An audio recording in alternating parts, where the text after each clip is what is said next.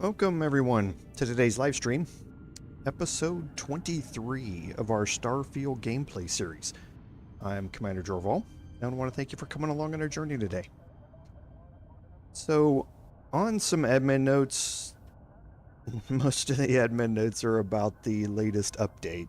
And this isn't just a Bethesda thing, but latest updates fix a lot of things. They also break a couple of things here and there, and that seems to be what has been the big talk on the forums this past week, is the fact that the ship modification stuff that they fixed has now tended to break. Some other parts of it where it's duplicating items, it's duplicating modules on the ship.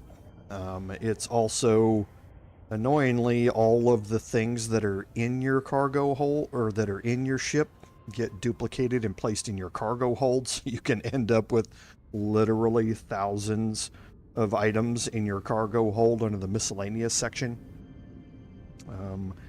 And it's a little out of hand. There have been a lot of talk in the forum about some supposed fixes that really entail you flying out to a planet and passing time and waiting for extended periods of time, so that the game, using their previous mechanics to unload some of that stuff after a certain amount of time, does that and takes the ship back to normal. But then as soon as you modify the ship again, it does it again. So they've obviously got some problems with the database recognition and updating functions that go along with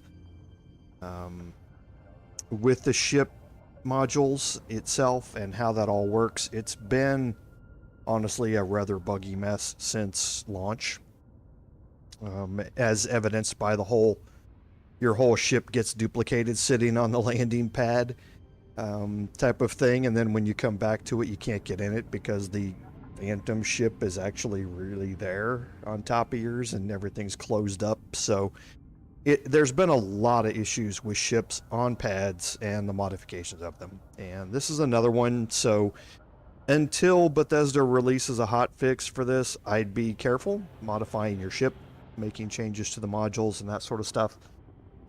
I'd drop a save before you do it, just to be on the safe side, because yeah, things are what they are with the ship modifications, and one thing gets better, something else gets worse. So be on the lookout for an announcement about that in an upcoming hotfix, probably, because it is a fairly big deal.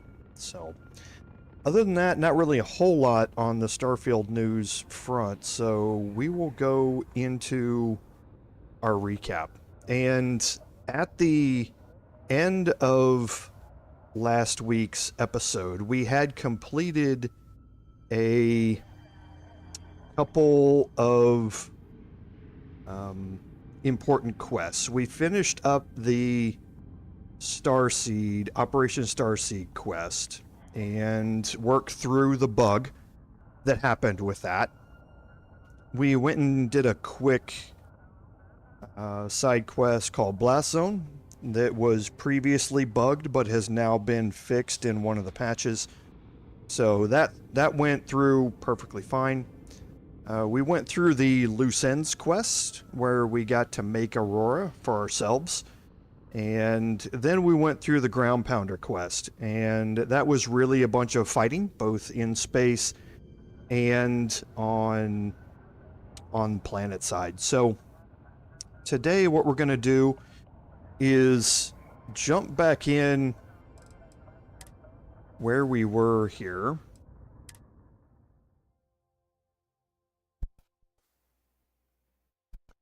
And we will look at our quest list and see what we have as far as interesting side quests to do. We also still can progress through our powers. We could progress through the main quest, but we're trying to get a little bit farther through some of this other stuff before we head towards endgame, so to speak.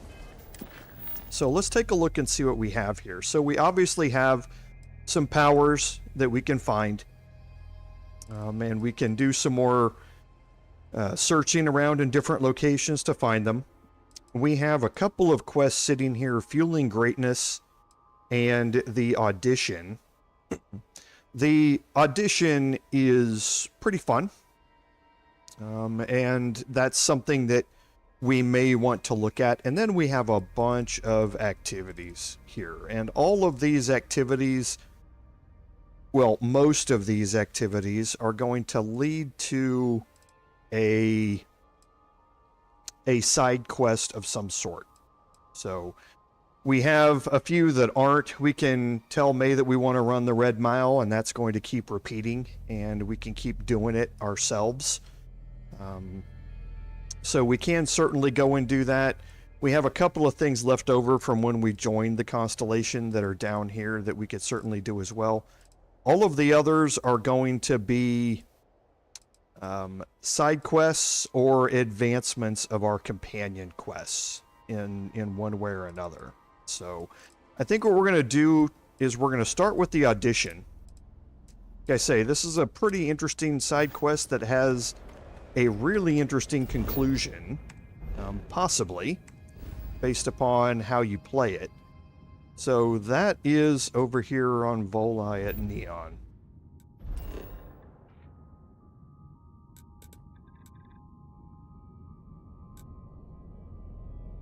Okay, not entirely sure why it's telling us to land out there. We're not going to do that. We're going to go into the core and head down into Ebside that way. The game gets really confused about Neon because there are multiple ways into Ebside. So sometimes it can get a little confused with the quest markers.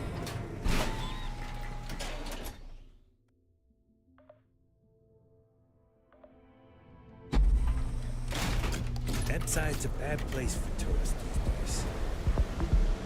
And it's here in Madame Savage's. And we're going to make sure we have our fitted business suit on, just in case we get any persuasion chances here. What are you looking at? This? This is Ebside Striker's turf. Only the upstairs. Don't bother my customers. Fine, upstairs. That's gang territory, got it? This is what's missing these days. This. It's called respect. Yeah, used to be people were afraid of the Strikers. We had a name, got it? Now the Disciples got us penned up in this lousy bar. Andrea! Fine, fine, fine. This beautiful establishment. Do you have anything else, or are we done with this? Whatever this is. We were one of the big dogs. We could take what we wanted and no one gave us shit. And Briggs? Total class act. Not a psycho like the Disciples. Now look at us. I mean, the Strikers will rob you blind, and if you back us in a corner, you're gonna bleed. But the Disciples? Pfft, total nutjob animals. They torture people for kicks. And the only people that kept them from getting out of control? Us. And now we're all but ruined. So you stroll in here and want to meet with Briggs? The nerve. Maybe you should meet with the business end of my shiv, huh, tourist? No blood in my shop, Andrea. I'm this close to tossing the lot of you out on the street. Fine, fine already. You're lucky. Only way you see Briggs is if you, want to join the Ebside Strikers.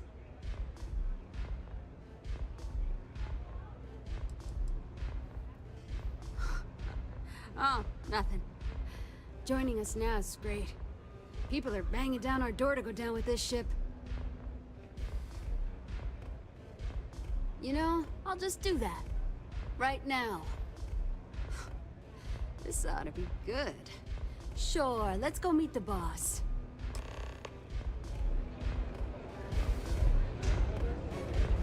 Okay, fairly straightforward. Now we just get to play the game of waiting for the NPC to make their way up to wherever we need to go. Standard Bethesda thing.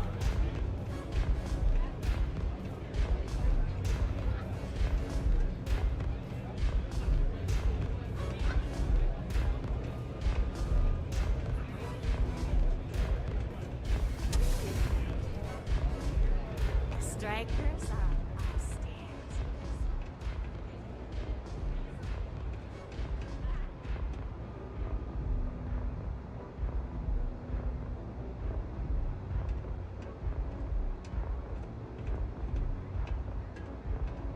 Who's this? Someone says they might want to join. A recruit? Been a while. Strikers know, look right? out for one another, right? Savage says we can't go killing people around here anymore. We shouldn't be doing that anyhow. You want to join us? We're a gang. You understand that, right? Not some daring adventure bullshit you can brag to your friends about. We steal, we mug, we kill, if we have to. People that come to us have usually run out of options. So are you really interested? So here is an opportunity that if you have a companion with you, especially one of the Constellation companions, you probably want to leave them behind. You might be doing some things that are going to get you some disapproval out of it. There was a time when we were the only ones that kept those psychos in line, but I'll get to that. Let me tell you about us. What makes the Strikers different is we're family. It's us against every goddamn thing the world can throw at us. If you're in, we'll go through hell and back for you. It's been a little too much of that hell going round. Vogel, not the time. We do everything we can to make sure everyone's got a roof overhead and fish in their belly. I prefer we fleece the marks, not kill them. Better for everyone in the long run. But you do what you gotta do. Ebside is where all the loser and sad stories end up, once Neon and Administrator Bayou has used them up. Surviving here ain't easy. Sometimes blood's got to flow just to get food based on your plate. But we only take what we have to. Not so fast. I gotta get to know you first. What would you bring to the Strikers?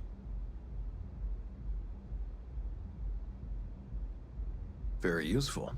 I like it. Done anything special? Something that might impress us. Okay, and all of these things are options that pop up because of your past faction, questline successes and or failures. So you can see all the things that are on here. So we are the Mantis. We did deal with Ron Hope during the Freestar Rangers questline. Ryujin, UC Vanguard. This is obviously Constellation. So, and Constellation itself. So a bunch of options that all populate based upon what you've done in the past. Sure you are. Just don't tell Hatchet that. That girl worships the Mantis. I'm not sure what your game is, but if you really want to join, there's a test. You're going up against the Disciples. Everyone in Ebside's been chewed up and ground up by Neon. Some people snap, and snap hard. The Disciples are maniacs, pure and simple. The test is to find out who has been arming those nutjobs with military-grade hardware. Any time. We're fully in alignment there. There's a warehouse they use. One of our friends said there's a slate there that has the info we need. Oh, that's my job. I was going to go in and make them pay. You want it? Too bad, Vogel. You go in there, and it's a bloodbath. I want someone that can snatch it from them. Ideally with them never even knowing it happened. Consider this your audition. Try not to get killed, new fish. Okay, so we need to acquire a I can't slate believe you're from the actually going to Disciples do here. this.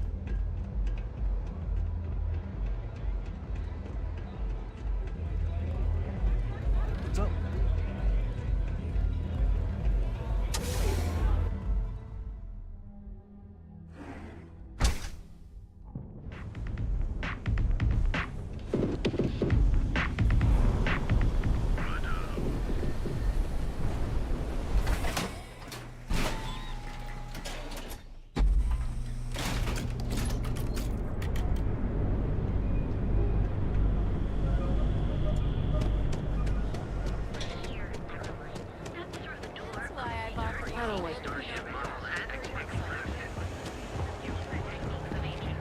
And see, this is one other thing I don't like. Just came out of Ebside and followed the quest marker to go right back into Ebside.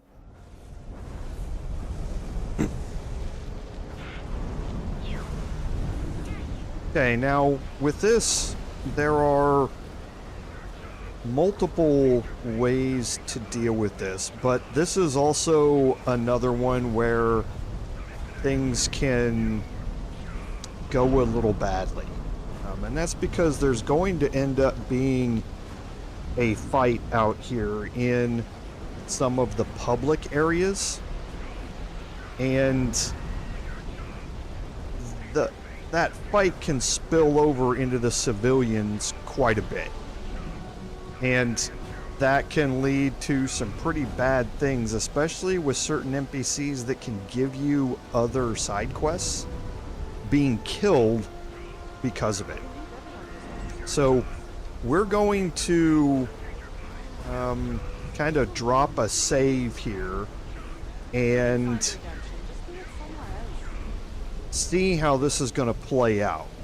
Now, we're going to go stealth here.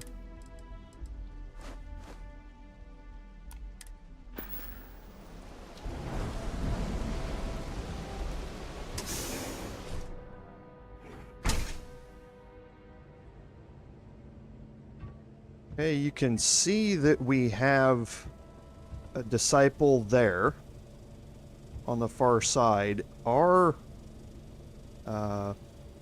slate is down here at the bottom.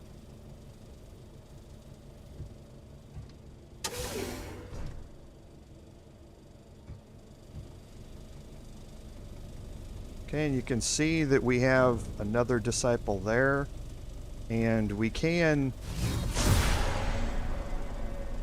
use our power here to see what we've got. Those two disciples down there are facing away from us.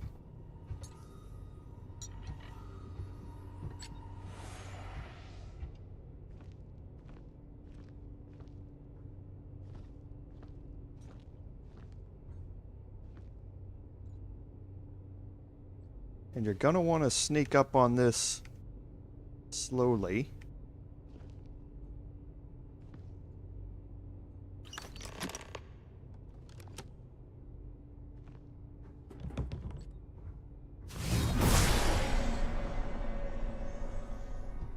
Okay, so still facing away from us.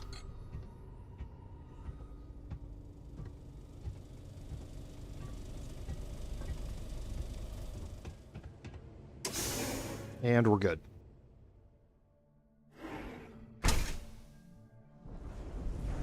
Hey, Em, good to see you. Welcome to the stream. Thanks for being here.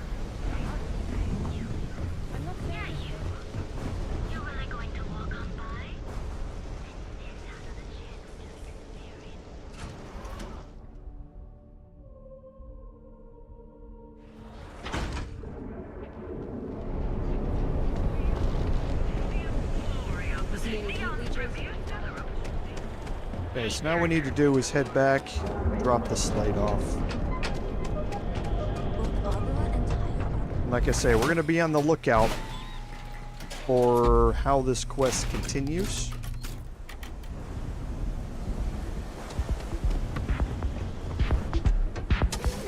And drop a couple of saves as we go.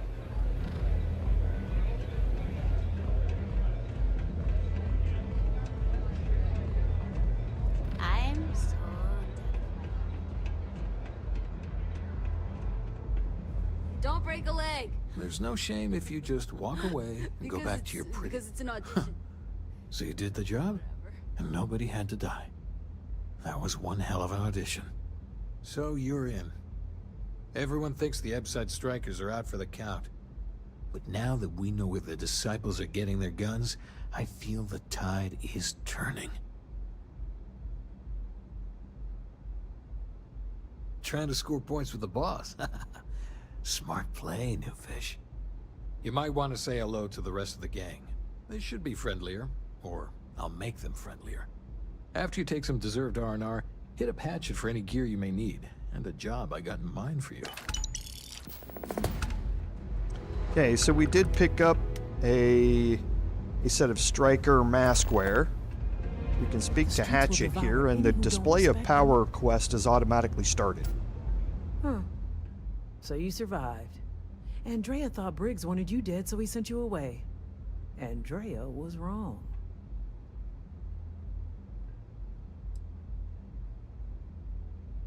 We are more alike than I thought.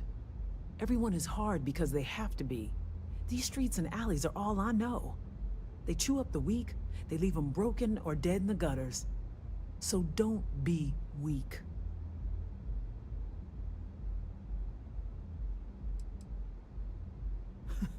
Oh, you are focused. Good.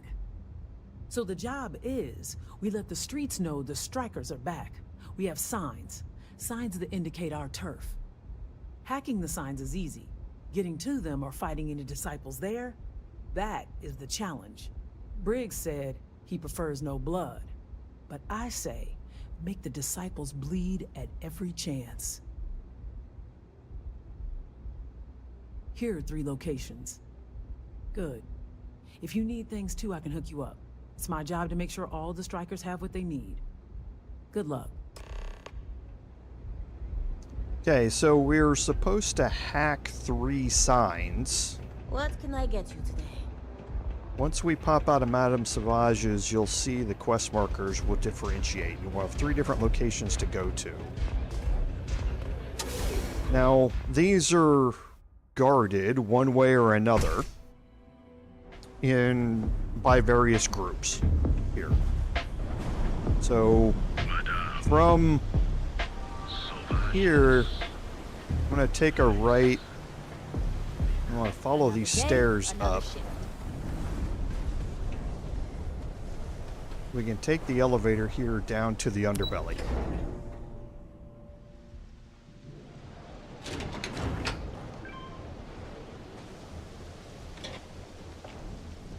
Okay, now here you have a gray box here. That's what you use to hack the sign. You're also going to have to be on the lookout because there's a lot of people around here, and there might also be a patrolling security guard down here. So be careful. Go in, go hidden. Okay, so the security officer did see us. What do we have here? Decided to drop by on Neon and do a little vandalism, huh? There's a steep fine for that. 0 tolerance. Tell you what, you pay the fine now, and I'll let you off with a warning, or things are going to get messy. Now, there really isn't much way of getting around it. He comes out of nowhere, and he doesn't see you while you're hidden. As soon as you click it, you're going to be presented with this every time. So you have 3 options here. You can kill him, which is there's no way I'm paying you. You can give him 1,500 credits, or you can try and persuade him. The persuasion option is pretty hard. It's a big persuasion check. We have various options to do that. I'm not wearing my persuasion gear right now.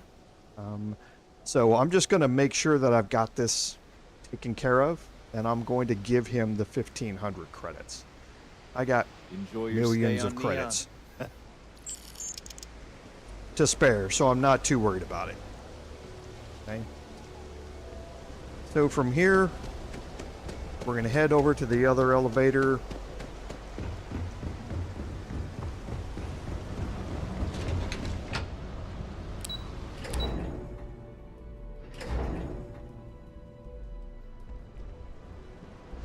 Okay, and then we're going to head left, and we'll be back Rather be doing this than getting toward Euphorica here, and we'll head up to the core.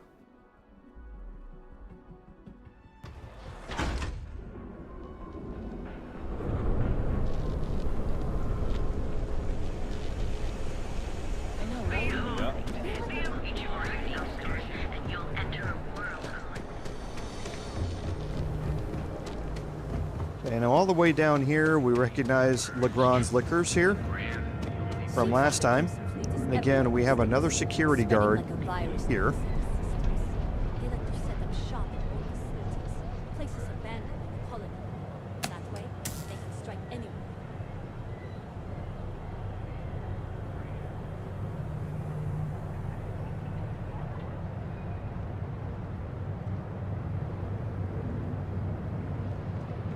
Okay, so that one worked out all right. Now down here past the Trade Authority, we can head back to Epside.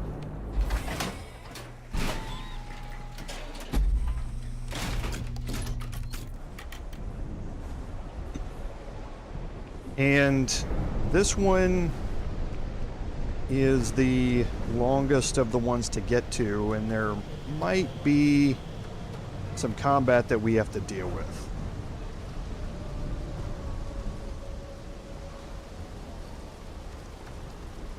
Okay, and Good news. we're trying to get up to there, and you can do that down here.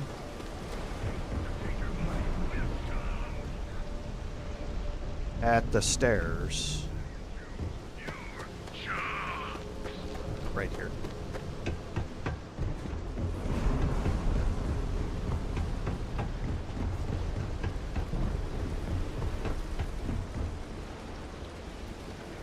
And now, like I said, you're going to have to probably get into a fight here.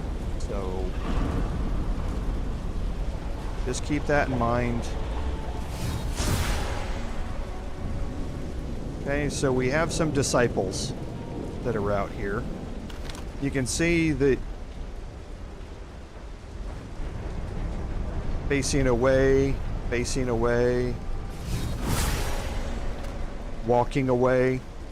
So you do have an opportunity here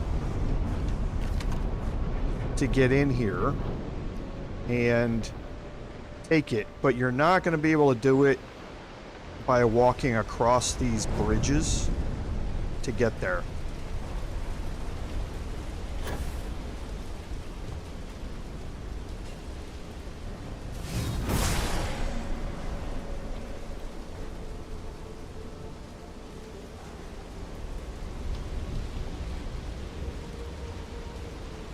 Okay, so you can plan this out. This disciple is just going to continue to walk straight across once he's done.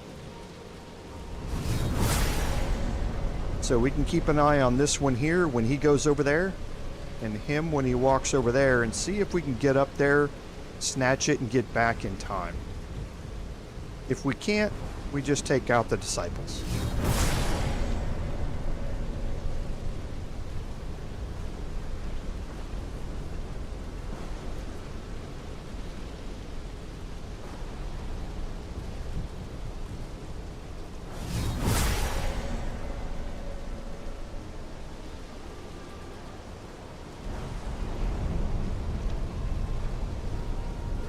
Okay, so we're still waiting for this guy to move here. And he turned around and saw us. He's not fully alerted yet.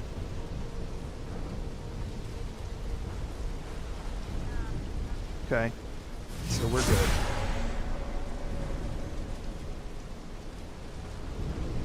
We'll keep an eye on him there, though.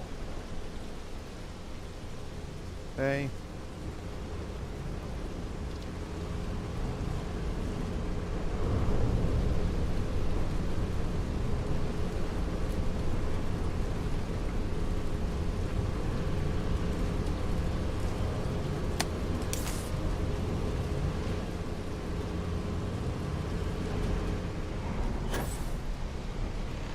Okay. So that's the way to do it. After you're done, just drop off the edge so you don't have to worry about being seen.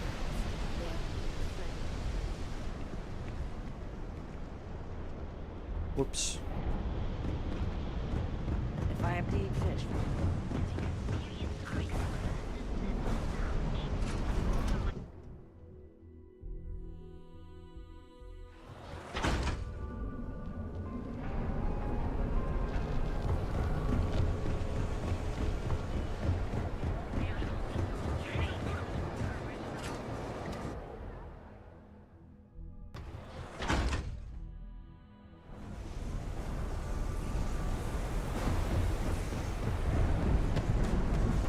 have some sleep here.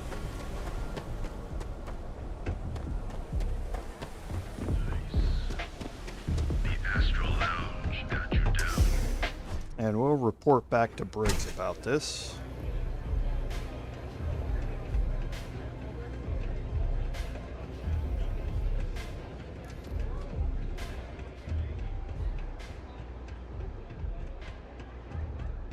I think you're gonna fit in well. Really well. You've really kicked the hornet's nest. Good. Andrea's running point on grabbing the gun stash. I need you and Vogel to keep the disciples off balance. So we're finally doing this? It's time, Vogel. The gloves are off.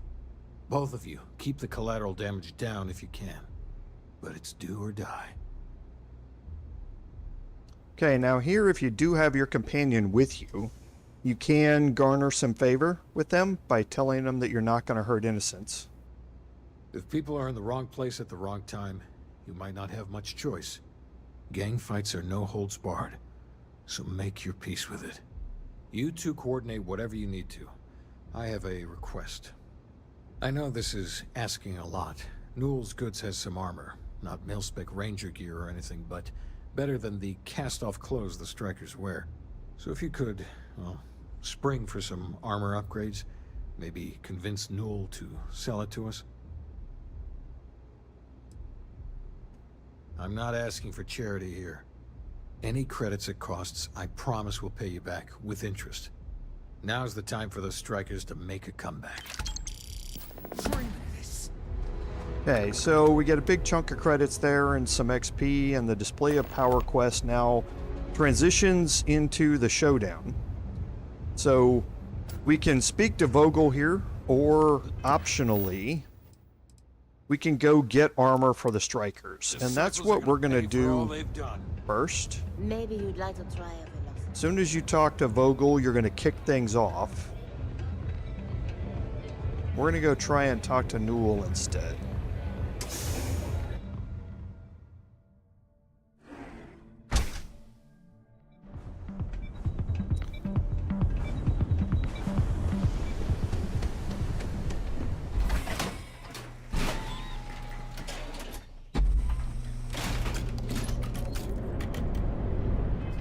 Now here I'm going to put on my business suit. You're going to need some credits for this. The amount of credits depends upon how good your persuasion skill is. So if you'd like to pop a Hippolyta here, you certainly can. We're fully stocked. Hey there. Welcome to Newell's. Oh, dear Lord. Did Briggs put you up to this? All these gangs are a menace. I don't want to have any part of it.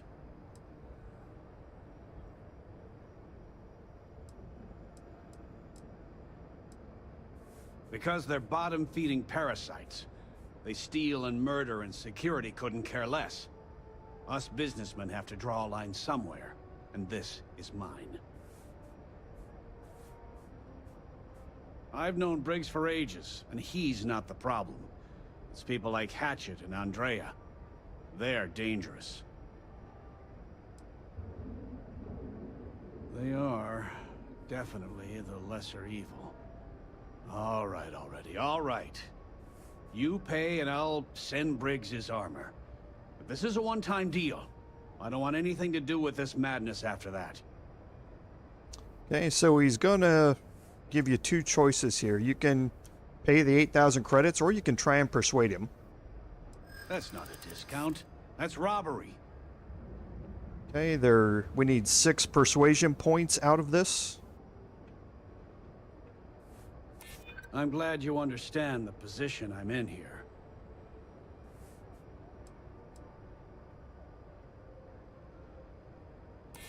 Don't think I'm desperate or anything, but you do have a point.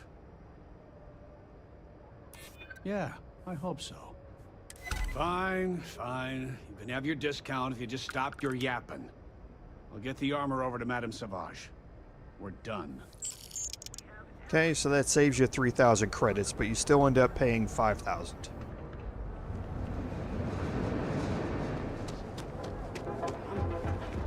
Now we can go back and talk to Vogel and kick this off, and this is the part of the mission that I mentioned earlier where there's going to be some combat, and that combat takes place out here in the normal environs with civilians walking around. So you definitely want to drop a hard save or a quick save before you get into either one of or any of them, so that if you accidentally shoot a civilian, that won't fail the quest, but it will get a bounty on your head. And then navigating around can get a lot harder because you've got neon security that's then after you. Or if they end up killing a civilian, get caught in the crossfire, then again that civilian might, there's one possibility of somebody that could get caught in the crossfire for a quest that you might want to do later on.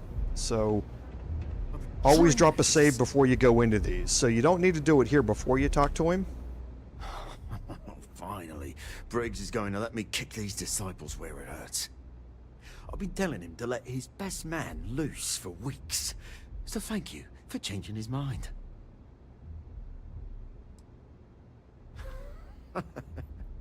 You are something else. The plan's simple.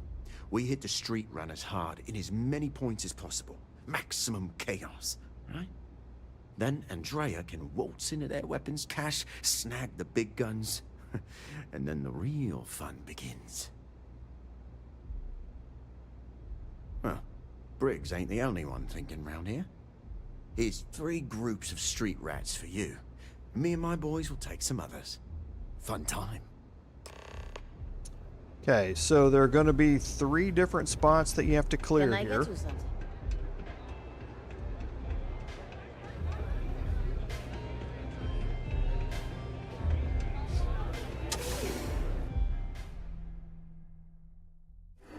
There's no persuasion that's needed for any of this, so I'm going to swap back out to my operator suit.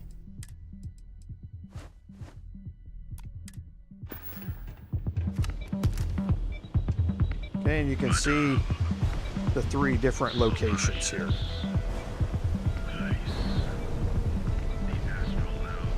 So I would not recommend approaching from this way up the stairs. They're right at the top of the stairs up there.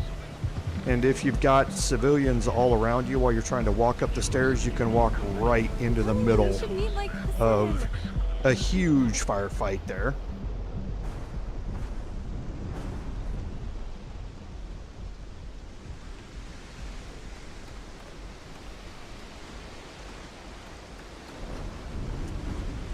So I would recommend being a little more circumspect about this, and now I gotta remember how to get over there.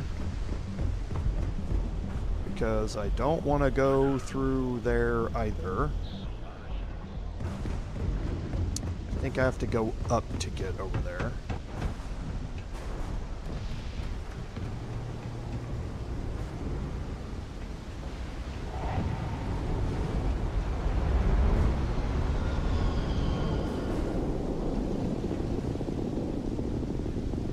Yeah, I can get over there this way.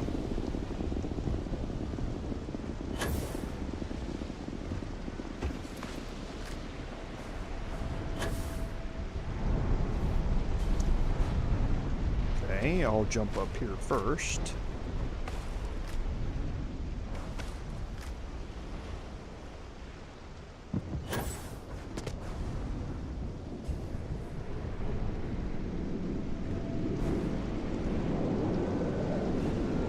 And that is a civilian that's sitting there. So again, right around the corner from where the civilians are is where they're going to be. Okay, so for here I can...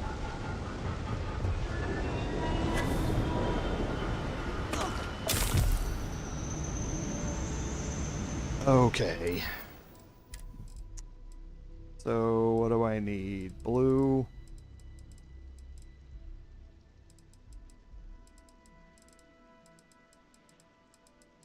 Those are the immobilizers, and I must be out.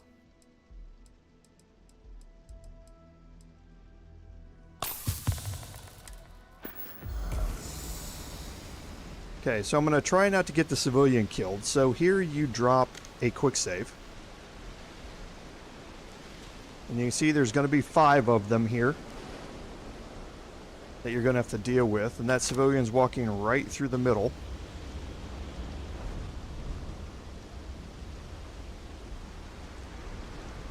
Okay, and you can see there's a whole nother group back behind them over there. So you really have to watch your background here.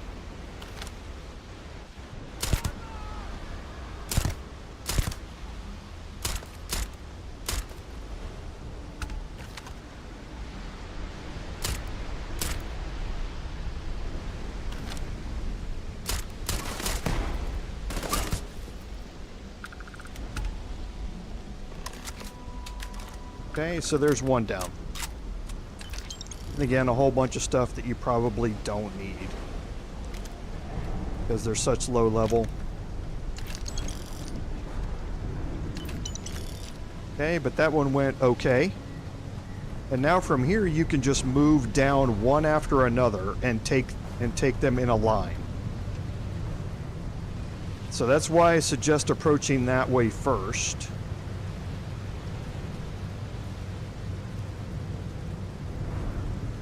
Okay, now again, we're here. We've got 1, 2, 3 at least.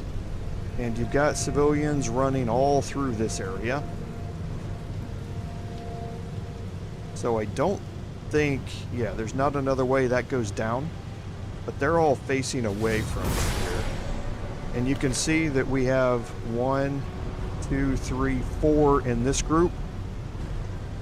Civilian right here that's incredibly hard to save.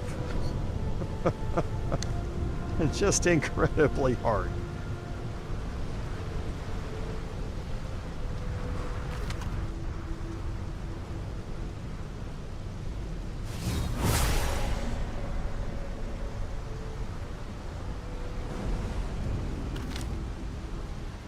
Now, I honestly can't remember if you can shoot through these or not. Someone sneaking around? So you can.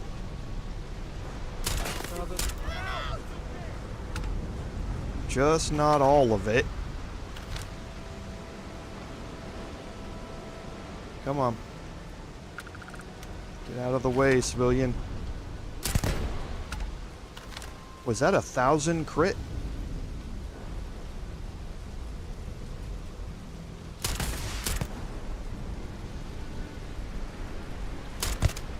I think it was. Okay, so we survived.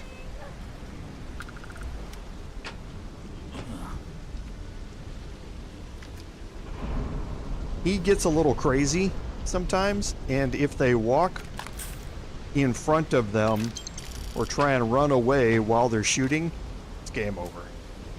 So, and again, you don't have to save this. Like I say, if the civilians die, the civilians die. It is what it is.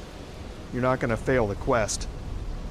But, like I say, you get civilians running around and running in front of them, and you can't complete a quest because one of them dies.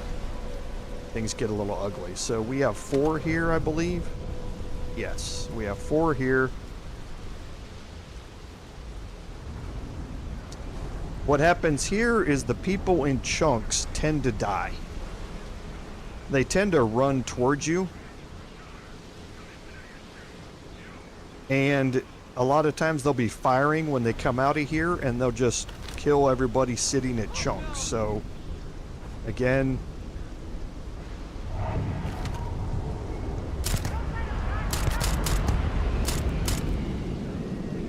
Okay, that's probably okay. Okay. Worked out. And this last one, this last group here, always has the quote-unquote boss in it.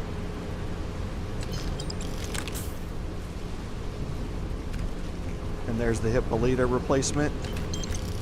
So we're good. That worked out fairly well. Everybody's still alive. A little bit upset, but they'll calm down.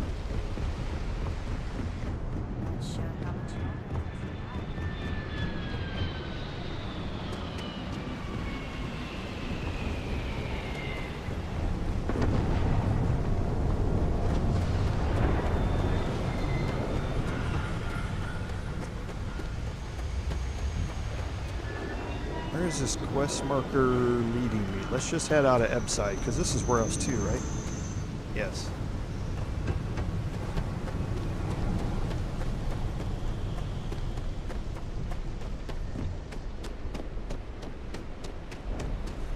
Okay, here we go.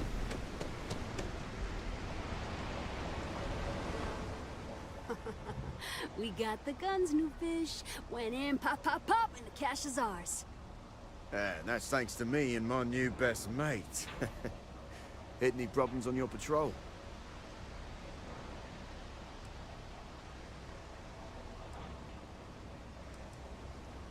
Same here. Little element of surprise and a few bullets. And then no worries. Everything's going according to plan, Briggs. Good. Now we hit them where it hurts. This warehouse is one of their main strongholds. Not going to lie. Taking it is going to be hard. New fish, we wouldn't be here without you. What's the play? Go in guns blazing? We hold back? Okay, so you can see that they're wearing their new armor that we paid for them. But you can play this both ways. You can have them stay out here, or you can have them rush in together. I tend to make them stay out here. I'm much better equipped to go through all of this without them dying, and honestly, they're just stupid in combat. You'll be drawing a lot of heat, but if you think you can handle it, works for me. You heard the plan. Let's do it. Okay. So now here, I'm going to be in stealth when I go in.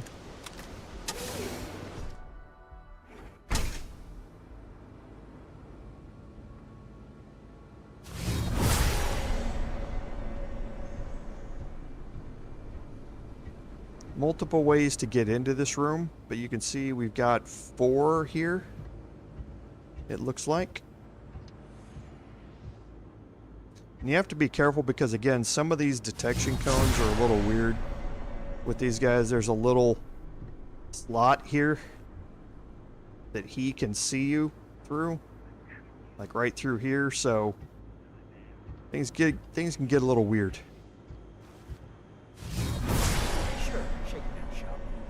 So now we're at 5. Try and resist.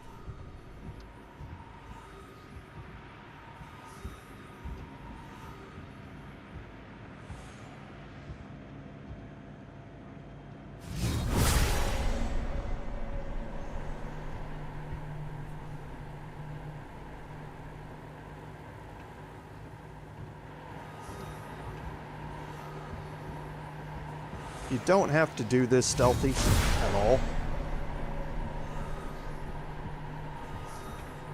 I'm gonna try and make it up the stairs before things go bad, but we'll see. All right.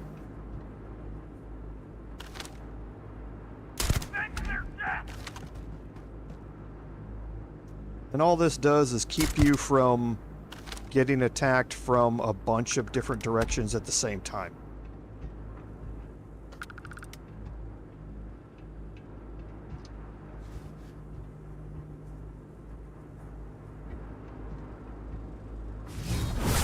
You really want to die hiding like a scared little kid?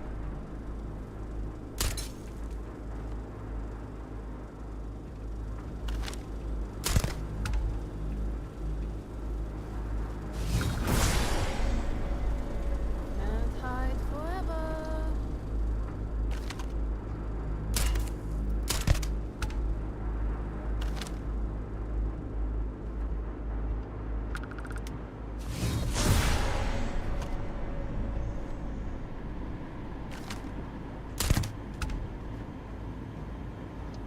Playtime is over. Downstairs, now. Okay, so Owen Drexler here. We'll do a quick little loot here, but we're gonna go down and meet with him as soon as we can. You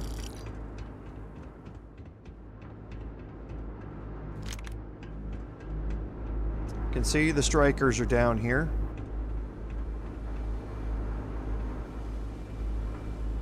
You think Neon Security wouldn't know about what's going down? Please. Looks like you've done a bit of violence, a bit of murder. Word is, all this is due to you. Why are you messing around with my streets, huh? As I can see. So here's what's going to happen. Gang violence gets too noisy. That hurts the bottom line around here. No one affects the bottom line. Tell that to the disciples. No. I want you to, Mr. Briggs. The disciples have been pissing me off for far too long. So, your gang throws off Sewer Rat Blue and starts wearing Neon Security Black. Or, you can be found face down in the streets. And you say your goodbyes. Briggs is a smart lad. He'll make the right choice. Setting street rat against street rat is pretty elegant, right? Don't take too long. Time to onboard the new hires. Okay, so they want them to join security. They've already got the armor for it. Good you're here. Huddle up, gang. Is this for real? They want me to be a cop. Shit. We could get a real pad. Maybe even move out of website? Briggs, I'm so in. After all we've done, Neon Security seriously will let that go?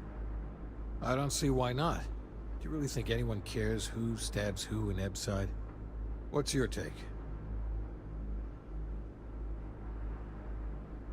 We've been struggling just to feed ourselves. Having a salary again. Hard to believe. Anyone object to going for the deal? This is your chance. No one? Good. Really good. I'll give Owen the news. I can't say I was expecting this. Whatever god or gods we please to get you to help us, know we'll be forever grateful. With resources and backup, the streets are gonna be safer. It looks like the strikers are retiring. And here's your cut. Okay. So, another big chunk of credits, and you get the street sweeper. So, the street sweeper's a pistol. Again, not all that great at the point that we're at. But this thing is like your mini Uzi. It's based on the Kraken frame. It's got a really high fire rate because of hair trigger, and you can go through that mag so fast. So you can actually see it here.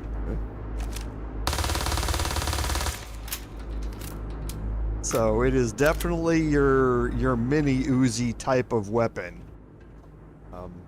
But again, not something that we're really focused on at this point in our playthrough. We have so much more that's better than that. So let's take a look at our skills and see where we are on them. So marksmanship, we can level this up. This is going to increase our critical hit chance by another 5%.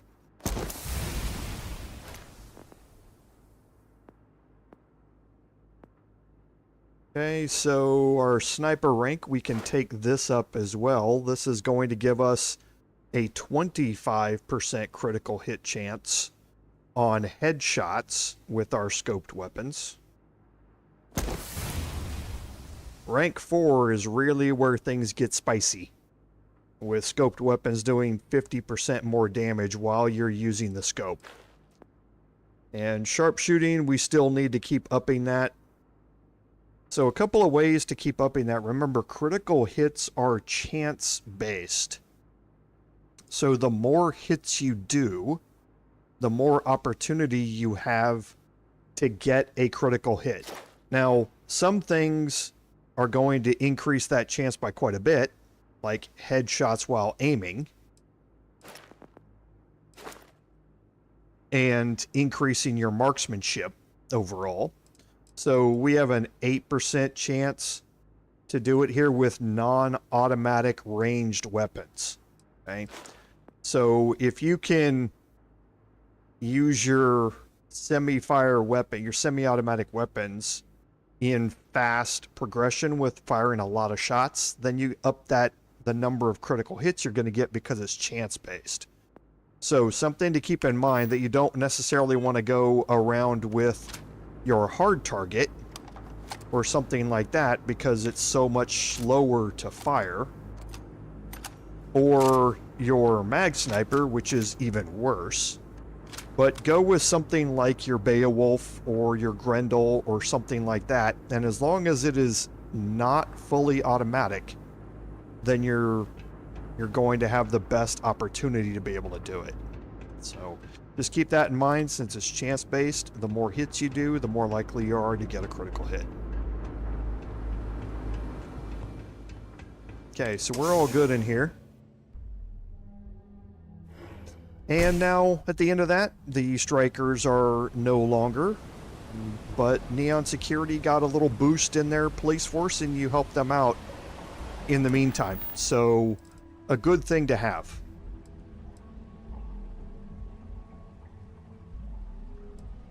We're not going to do supply line again because, again, that's going to be recurring. So let's look through here. Actually, we can go, since we're here on Neon, there are a couple of fun ones right here on Neon. Let's just head upstairs. Let's head back up to Bayou Plaza.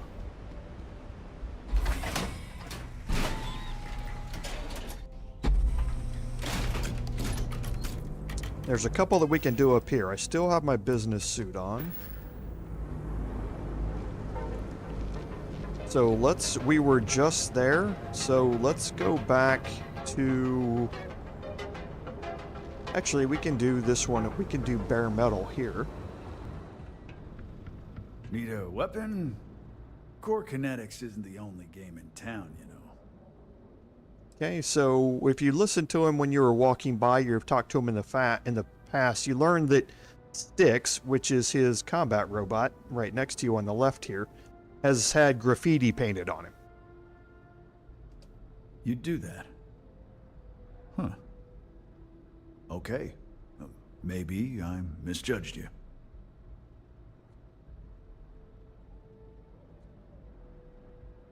Huh. I'm glad you see Styx as more than just a possession. The lowlife that did this to my buddy calls himself Warlord. You can probably find him somewhere near Euphorica. Scare the crap out of this punk, and it'll teach all the Ebside lunatics that nobody messes with me and the Styx.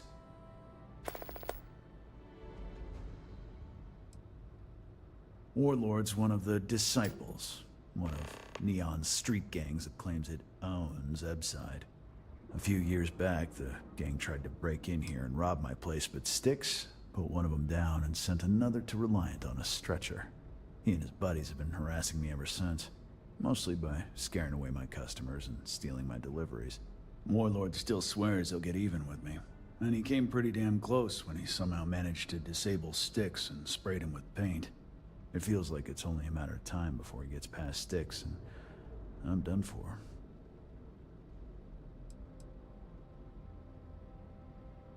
I knew a guy a few years ago who ran up a hell of a tab with me. I'm talking thousands of credits, but at least he'd make regular payments. One day the payments stopped, so I tracked him down. Found out he got mixed up with an Aurora dealer and fell from the upper platform.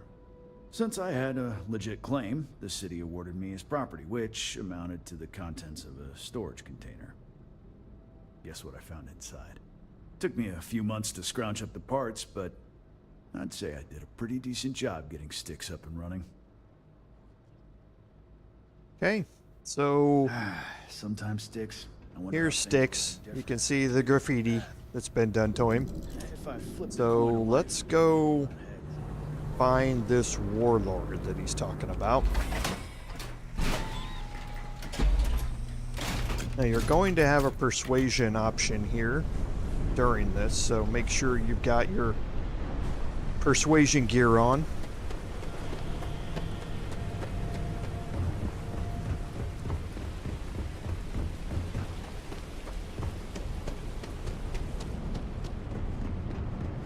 What I don't sell. And you're going into Euphorica here.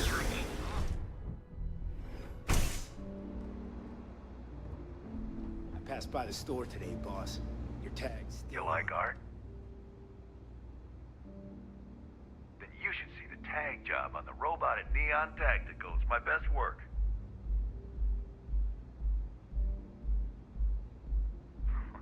That Cyclops should be thanking me. I dressed up his toy real nice, gave him a total makeover. He's lucky that's all I did after what that thing did to my crew.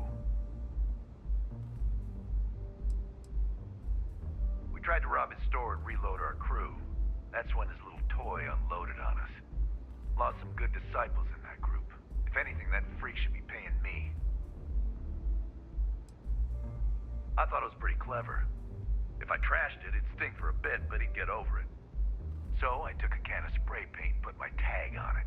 Now, every time that Cyclops opens up that eye, he's gonna see my art on his buddy. Yeah, I do. And I'll make art out of your guts if you step out of line. Okay, so attack or persuade options, as usual. We're going to try persuade here. And what makes you think I will? Now, the persuasion's hard to do. It's 8, but we do have a manipulation option to start this thing off. This is because we have the Neuro Amp from the Audition Quest line. Doing the Audition Quest line fairly early is a huge benefit playing throughout the rest of your persuasion options, because every once in a while you're going to get this manipulation option pop up. You're starting to make a lot of sense.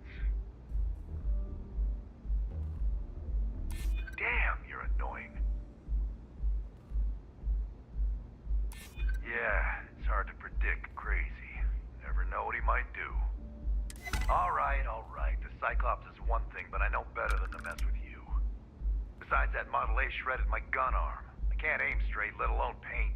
Here, you give this to that freak and tell him we're even. Okay, so you can see that we picked up Warlord's credits. That old Cyclops. Good.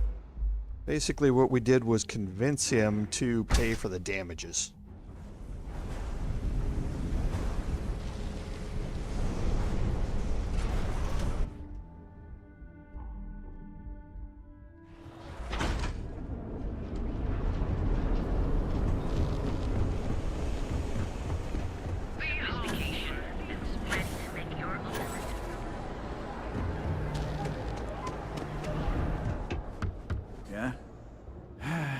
What can I get you? Good work. I hope you made him squirm.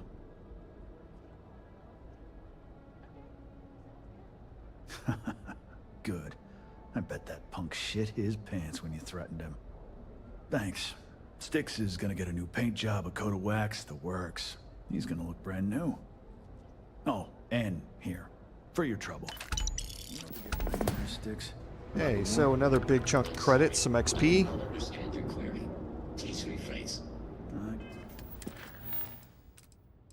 And now we do have, since we are here down Merchant's Row, so to speak, we can take a look at where we just were and talk to Newell here. And if you're looking for supplies, this is the place.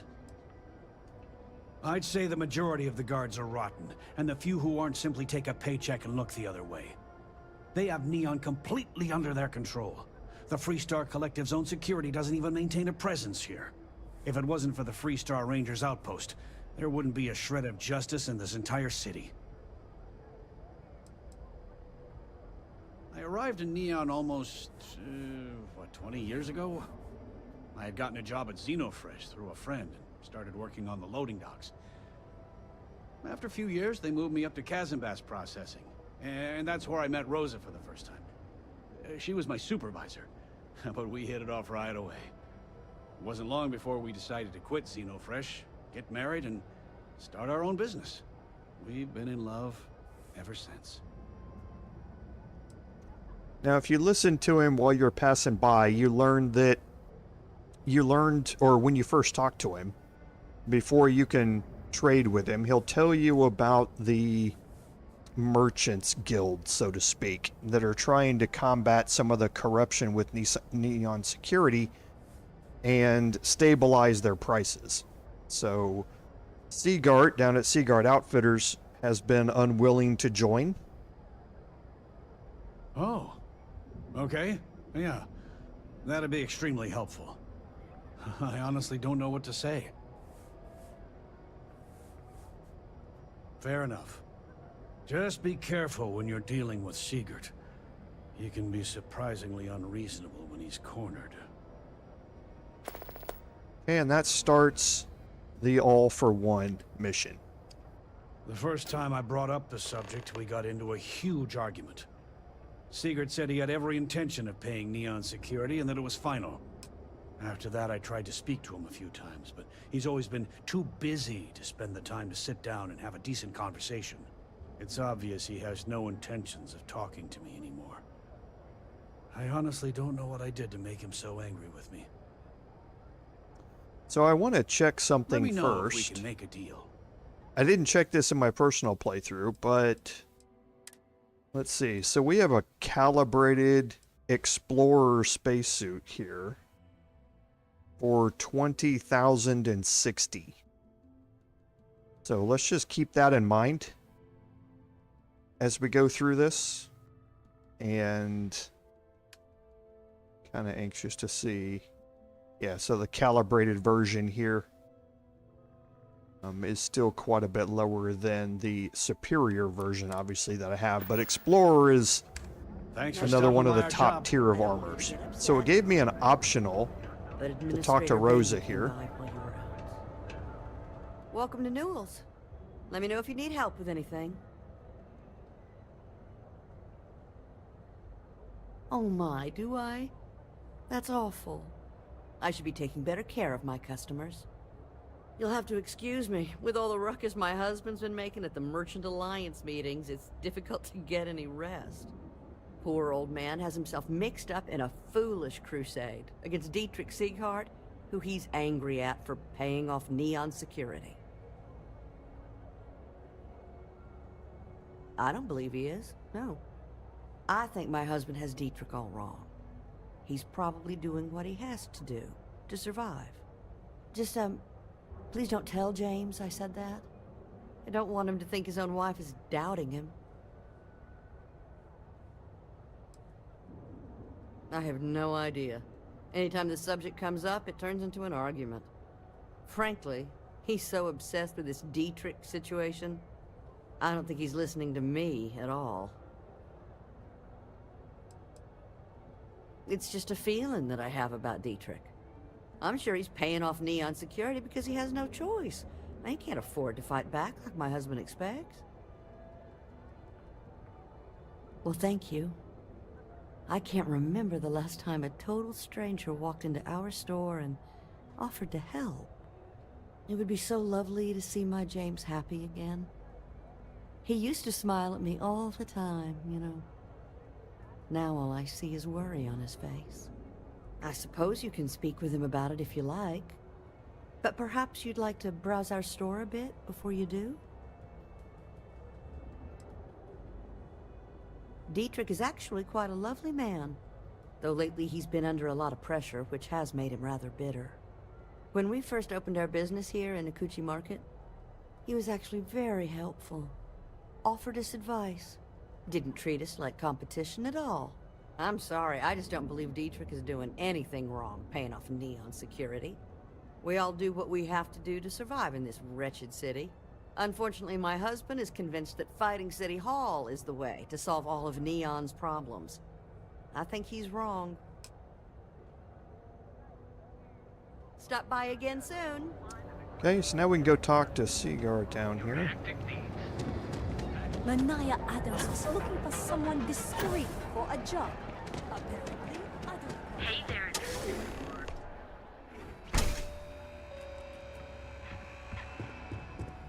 come on in.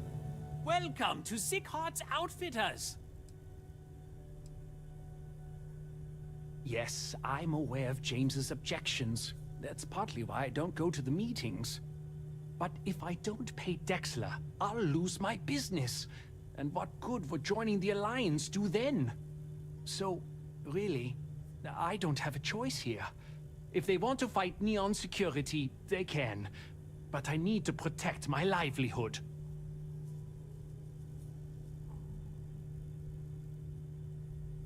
Easy for him to say. He doesn't have my debts. If I don't pay Dexler, I might lose my inventory.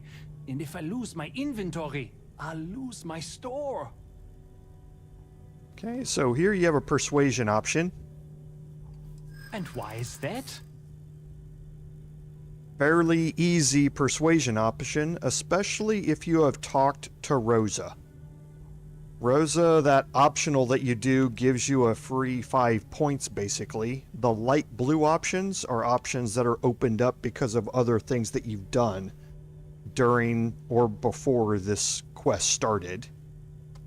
Rosa said that?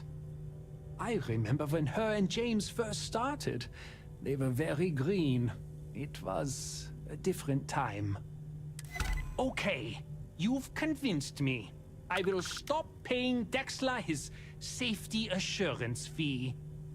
And tell the Newells I will come to the next meeting. Maybe I will even bring some beverages and snacks. You can't stand up to Neon Security on an empty stomach. Okay, so now we can go back and talk to James.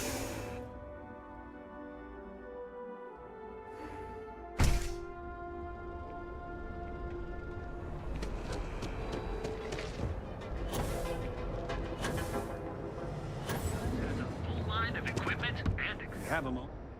Feel like making a purchase today? Well, I'll be. And all you had to do was talk to him? Meanwhile, I was so damn stubborn, I made this whole thing harder than it had to be. Given you almost went blind, working with half a kilo of fish cuts in your eye. Yeah, I'd agree. And I'd still be wandering around that storage vat helpless, if not for you. Thanks for your help on this. The Merchants Alliance is finally united. I don't know if we'll ever get a fair shake in the city, but it's a start. Okay, so again, fairly straightforward. Now what I want to do is check. Appreciate the help. No problem. I'm sure you'll find something you like. Okay, so it doesn't affect your prices or anything like that. That's kind of what I was checking by looking at it to see if he would give you a better deal now that the Merchant Alliance is up and running. Doesn't look like he's going to, though. Well, I'm tired of supply line popping up here, so I'm gonna go talk to Legrand in here, and we can just finish this I off. haven't seen a leech in a while. Ah, ready for your shift, Riley? Ah. Do you want to ask him? But if I had to guess, he probably doesn't want to muddy his reputation with us. And if anything goes wrong, total deniability. You are the best thing that ever happened to Yannick. Well, maybe my firstborn. Ah, who am I kidding? It's you. Time for work then.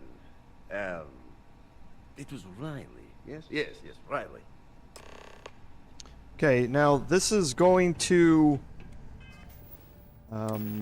repeat, so you can go back and do this as much as you want. So I'm going to put the clean suit on. Head back down to Xenofresh.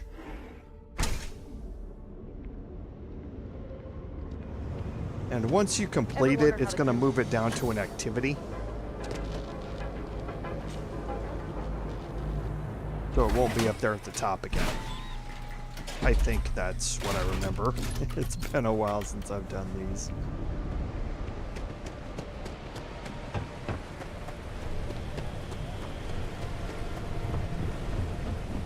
Okay, so we'll head to the elevator.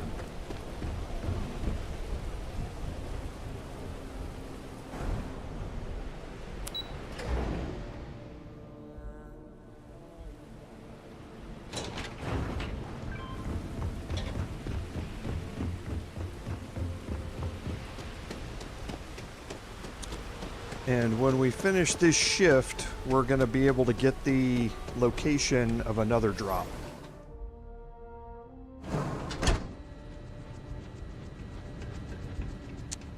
So again, now I need to try and remember what the recipe is for for Aurora.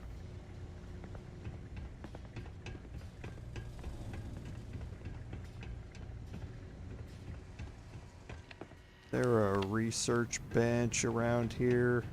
I think I remember it.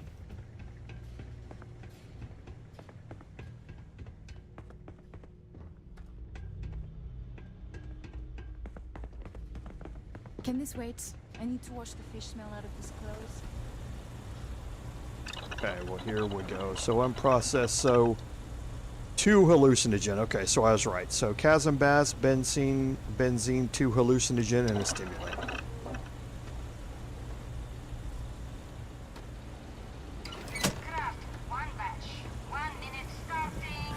Finally off shift. Time to... So benzene, chasm bass, 2 hallucinogens, and a stimulant. swing by Legrand's and get blended. Head to the pharmaceutical lab. Craft. Confirm. Hold tab to exit. Run down here. Hit R to transfer. Q, inventory, aid, unprocessed, and you're done. Come back and do it again. Craft 1 batch. 1 minute starting now.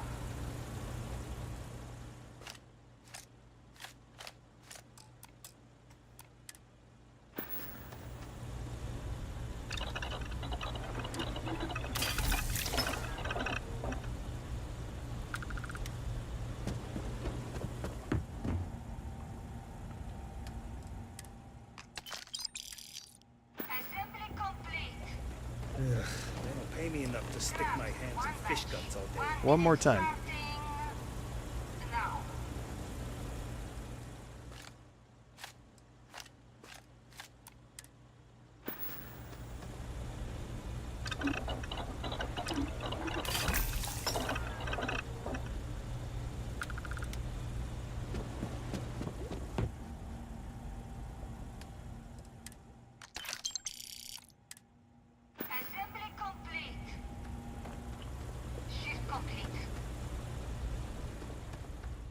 Okay, so now you can head in here and talk to Robbie. It's a living, right? Here we go with this again.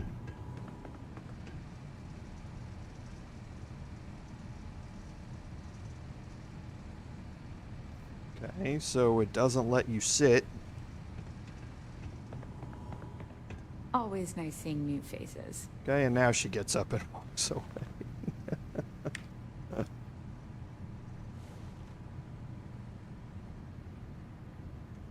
Another day, another shift. Oh no, I happened to transmit some coordinates to you. My bad. I wonder what's over there. I'm up for doing this again. Bye. Okay, so now we're tasked with retrieving the stash.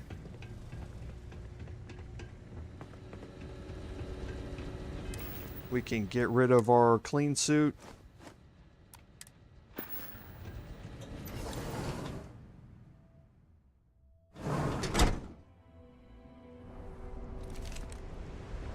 And the stash is going to be in a random location.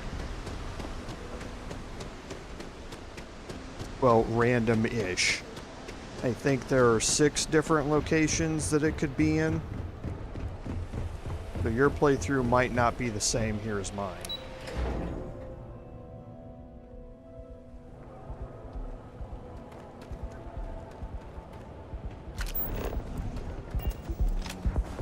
Is there a type of weapon company you won't make?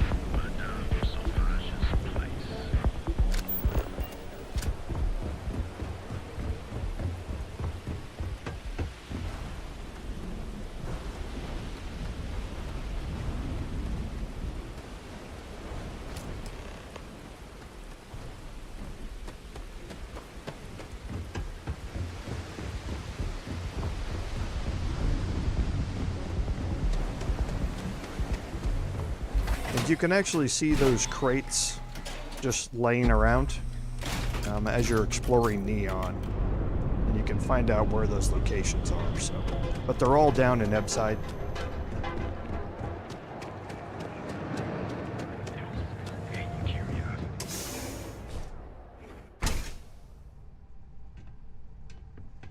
Hey there. Just another lousy day in Neon, am I right? You keep this up, and we will both be living large. Okay. So, delivered it. You get 8,000 credits out of it.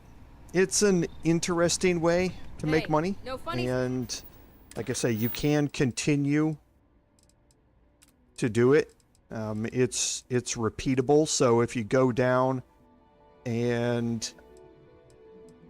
Okay, so it doesn't even show it back up here in your activities list. If you go down and start another shift, though, you can continue to repeat it over and over again. So I'm trying to think. So I know up here we have 2 more, I think, that are here on the main concourse.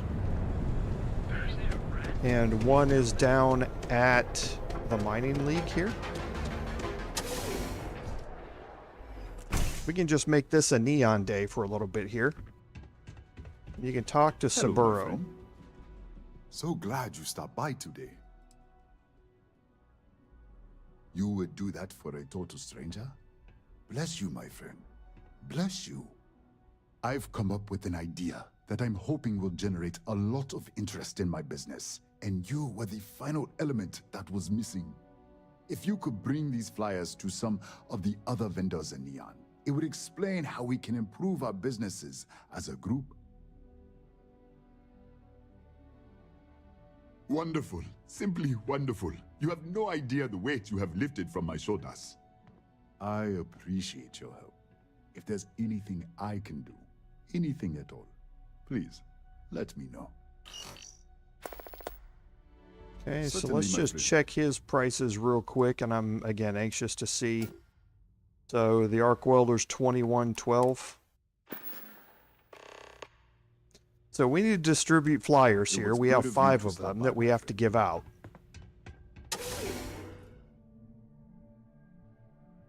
And we've been to a lot of these places already.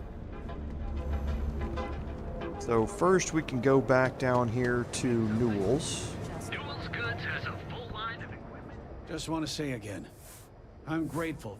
Here, let me see that. Oh, not a bad idea. I might be onto something here. Thanks for bringing this to me. We can check up on what's going on between him and Dietrich. Much better, thanks for asking. I don't exactly know what you said to Dietrich, but he's certainly turned everything around. He's really stepped up and taken an active role in fighting Neon Security's corruption. He's even organizing the merchants' meetings with me. Best of all, I think we've become good friends, which is a rare thing to come across in this city, I can tell you that. Tell everyone you know about our store. So then right across the street we can go talk to Legrand's here.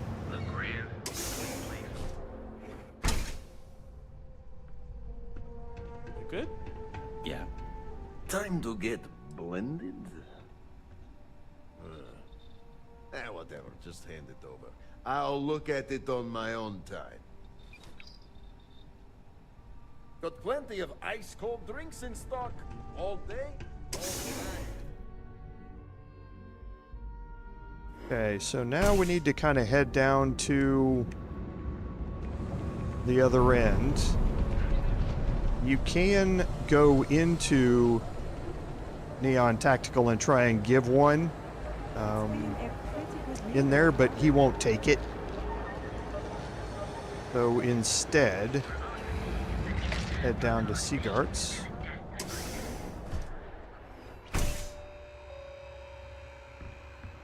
Joining them. Hello there! Let me know if you need... Business could always be better. I'll take that. Come back soon. We Okay, have so 2 plenty more of left. inventory in stock.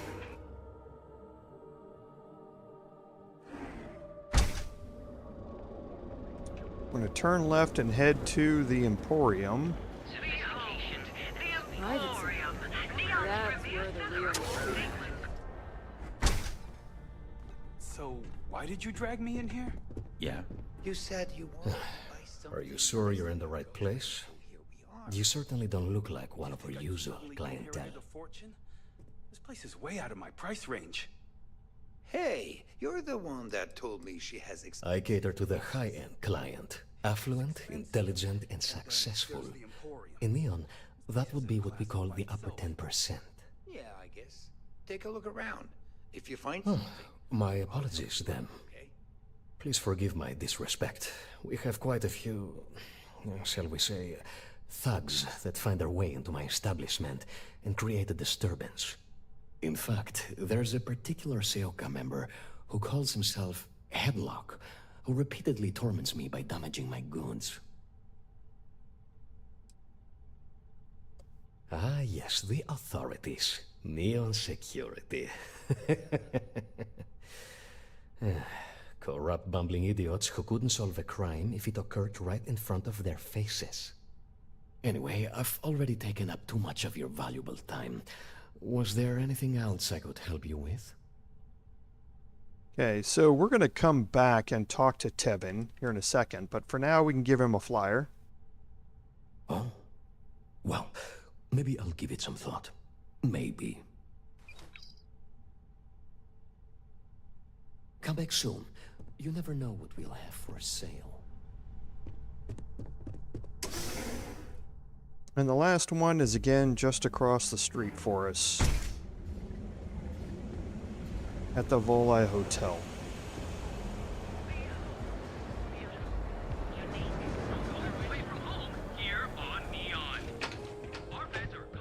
We have plenty of space available. Welcome to the Hotel Volai. Are you here to rent a room? I think you'll be pleasantly surprised that our luxury accommodations are more than reasonably priced. That's the first thing that all of my guests say.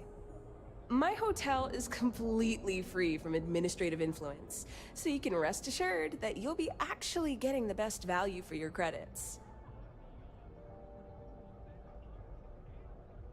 Indeed it does. And all it took was a dash of my own ingenuity to make it happen. But that's a story for another time. So, can I book you a room for the night?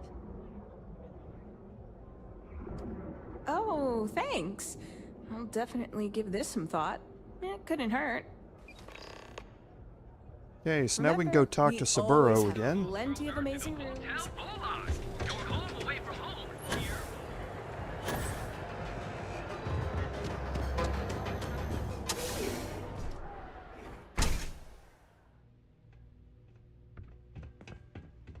Let me know if you need any assistance with...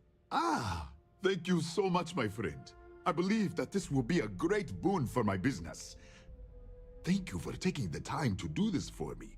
It is not often to see such kindness here in Neon. Okay, so let's see if that adjusted any would make me prices. I don't happier. think it does, but we're just checking. No, it doesn't. Come back soon, my friend. It's... Okay, so I don't think we opened up... Okay, so here's talk to Tevin. Always a treat to see you.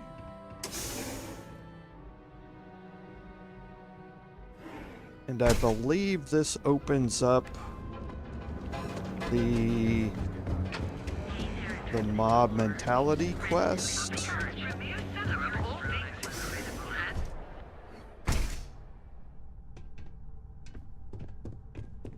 Would you care to pick up an exquisite gift while you're here? Oh my goodness, that's such a relief. You have no idea. Thank you for accepting my offer. Headlock's quite a dangerous gentleman.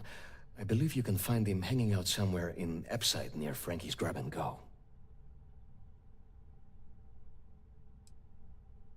Probably not. Seoka tend to hang out in small groups. Good for them, but for us, Anyway, that's really all I know. Head back here when you've taken care of the situation. Good luck. Please visit us again if you're in the market for Okay, luxury so items. for this, you are going to have a persuasion option, I believe.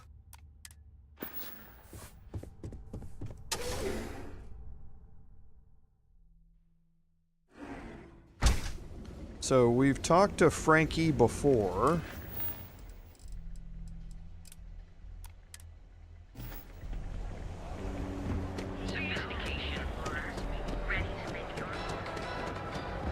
Down in...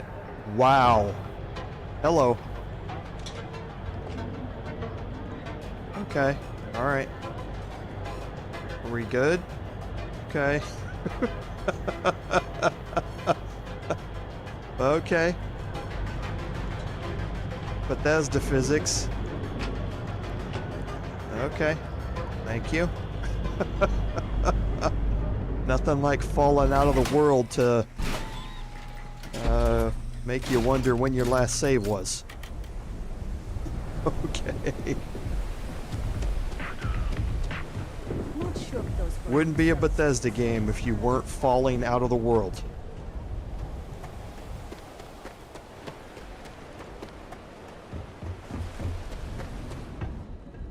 Can I help you? Okay, so we can talk to Frankie here. Hope you're a paying customer. Never heard of him. Now, are you gonna buy something or just annoying me all day? Okay, so you can pay her off. You have a persuasion option. If during character creation you picked the Neon Street Rat trait, then that will be an option here where you can select it and she will just tell you about it. You don't have to try and persuade it or pay her any money. We're going to try and persuade her. How am I supposed to know where he is? Okay, we have a manipulation option here. I think... you may be right. You just won't give up, will you? Yeah, I know Headlock can't stand them. And I heard some of the other Sioka can't either. That boy doesn't know how to keep himself out of trouble. What'd he do this time? Well, if any place should be terrorized, it may as well be the Emporium. In any case, if you're so desperate to find him, he and his friends are probably hanging out in Warehouse 4 or somewhere near there. I gotta ask, what are you gonna do with him? That's one way to punish him. You'll just bore him to death. Now, if you'll excuse me, I have a business to get back to. If you aren't gonna buy anything, you better run along.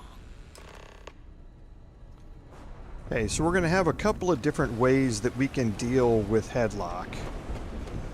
Of course, we're going to have a persuasion option.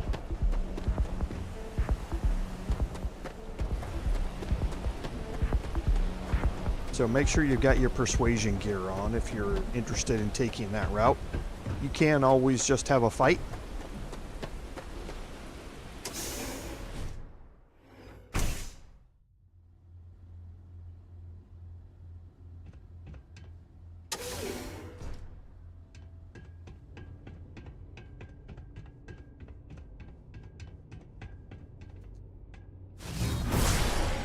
So 4 total, including him. Who the hell are you? And who do we have here? You here for business, or to get your head caved in? Okay, so there's your attack option. Is that so?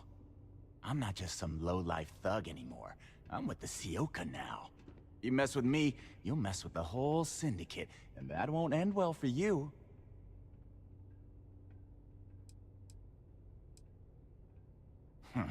The Ebbside Strikers. I ran with them for a good long while, but then it just became embarrassing. I couldn't even feed myself when I was with them.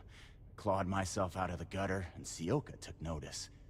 My talents were being squandered with the Strikers. I was too good for them.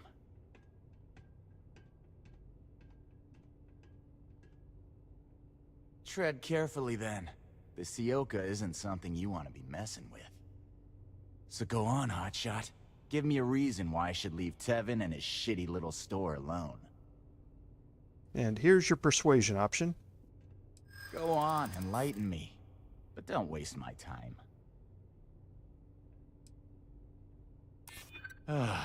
Looking over your shoulder in neon can get old.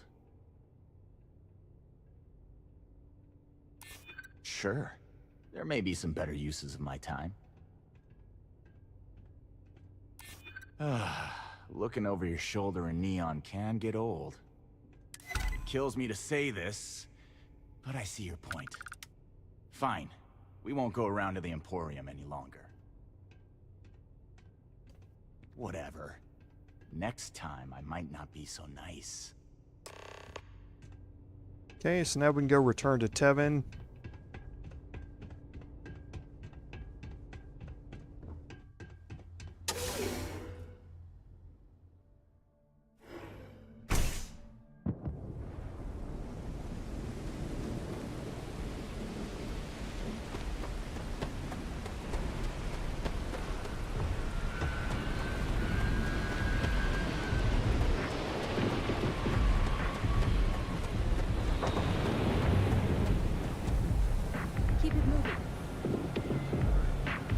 All right, everybody.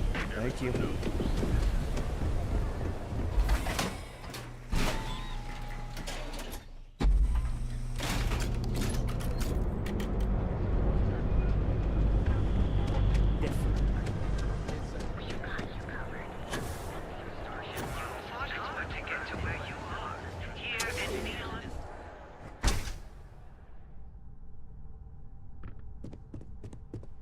Yes.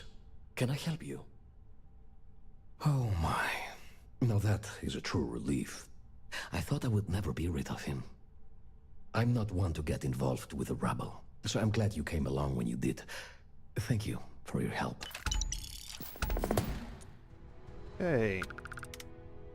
It was good to have you in my shop. Farewell. So now for... I'm trying to think. I know we have one at Reliant Medical, but I know we also have two, I think, here in the Astral Lounge. So let's go check this out and see what we have up here. Again, sometimes my memory's a little hazy. It's been a while since I've done these. But we're just about out of all the side quests in Neon here. So for this, we need to go up the VIP elevator.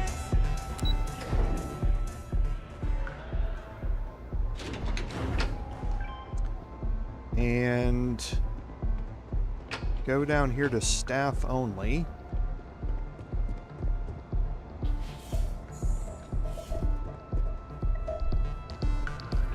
And down here is Borealis.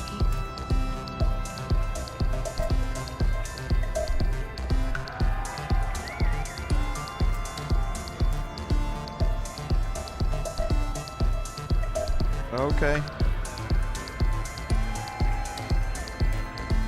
Thank you. Sorry, I don't do autographs. Yeah? Okay, cool. Cool. Most people that come up to me just want an autograph or a picture. And after I've been modding all night, it gets really annoying.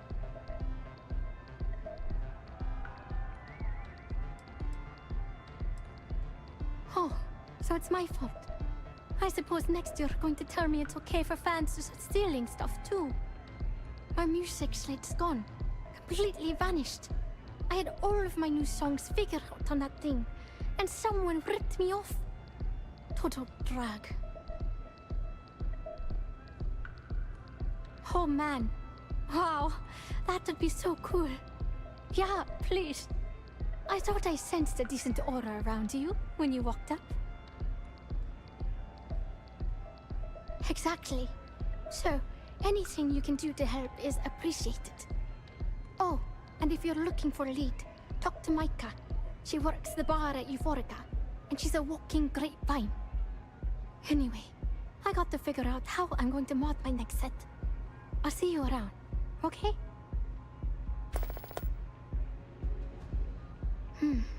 Well, most of the people who come through here are fans, and they're either zoned or just digging the rhythms. That leaves collectors, competitors, or just a thief trying to make a cred. It could be anyone, really. People try to put a price on everything. Doesn't matter if it's music or the stars. If that price is big enough, you start attracting people with bad vibes and long knives. Only a matter of time before you get cut. I started playing music when I was 10. My father had an old electronic keyboard he passed down to me, and I fell in love with the thing. By the time I was 15, I got my first track and started club hopping. I was pretty young, but with my father as manager, he watched my back. 4 years later, and here I am, booked into the hottest club in the settled systems. Pretty crazy. Okay, so we're gonna go talk to Mika here.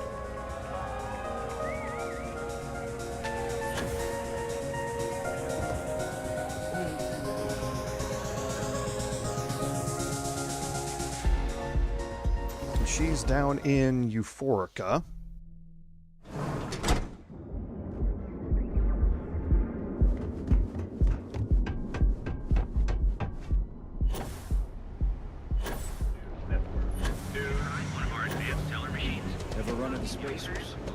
Which is right down at the bottom of this entrance to Ebside.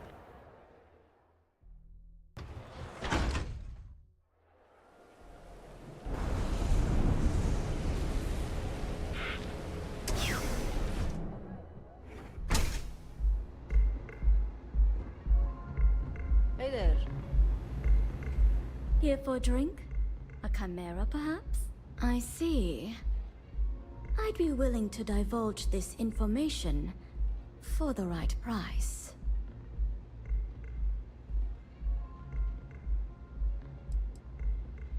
Because when you work the bar, your clients tend to be more honest than they'd like to be. And besides, information isn't a drink that you can sample. When clients come to my bar, they expect a certain amount of discretion. Eroding their trust is not something I'm willing to do for free. Okay, so you don't have any other option here. If you want to complete the quest, except to pay the 1,500 credits. Thank you for your business. The man you want goes by the name of Stratos. You'll find him at Madame Savage's. He's what you would call a fan of Miss Borealis's works. Or maybe fanatic is a more accurate term. Either way, he's the one you want. But you didn't hear it from me. May all your journeys be safe. Okay, so with Stratos, you're going to have a couple of different options.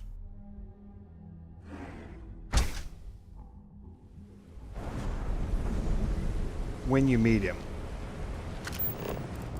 I'd be making a fortune if he doesn't.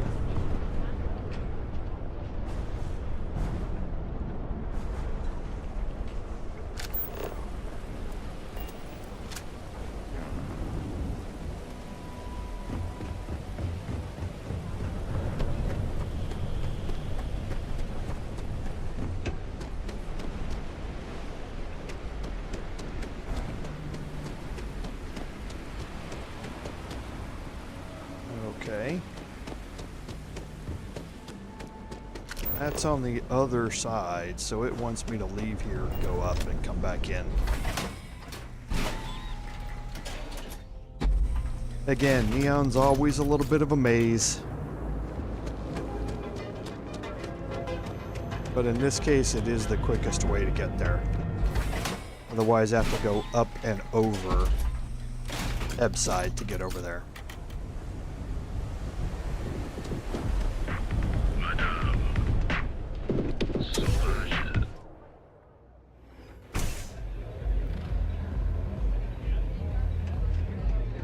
Okay, so now again here, looks like we're not going to have a whole lot of options. If I want chill vibes, I head over to Euphorica. Look, Borealis. Hi. Ready. Because we are going to be detected no matter where we are here. Oh yeah, I love her music so much. You a fan of Borealis too? I vibe with that bird hard. She's a beast on the beats. And I love her. Got a track in me head right now. Boom! Boom! Boom! Yeah, you hear it? It's bloody mood, innit? I just need some more Aurora so I can get me head bobbing with the wave. Find that zone.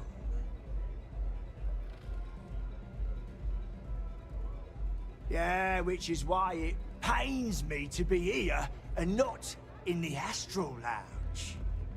I can't stand being away from that place. And, but I can't listen to Borealis if I'm not zoning. That bird's song deserves the best eye Aurora can fly. Lady, there's no way in hell I'm giving you this. This slate brings me closer to her. As her biggest fan, I feel like I deserve to have it. Okay, so if you have Aurora, you can trade Aurora for it. If you don't have any, then you have a couple of different options. You can, now that we've completed the supply line side mission, we can craft Aurora ourselves. So as long as we have the hallucinogen, the chasm bass, the benzene, and the stimulant, we can go craft it ourselves. You can always buy it from the bartender behind the Astral Lounge as well. So if you do want to give him Aurora, you can go on a little side jaunt to get it, or you can try and persuade him. You were saying? Now you can also try and pickpocket him for it, but here with the people we have sitting around him, that's going to be a little difficult. Why would I part with the one thing that connects me to her? Okay, now this is a difficult persuasion, but again, we have a +5 here from the manipulation skill. Huh. That makes a lot of sense now that I think about it. Yeah, I do want what's best for her.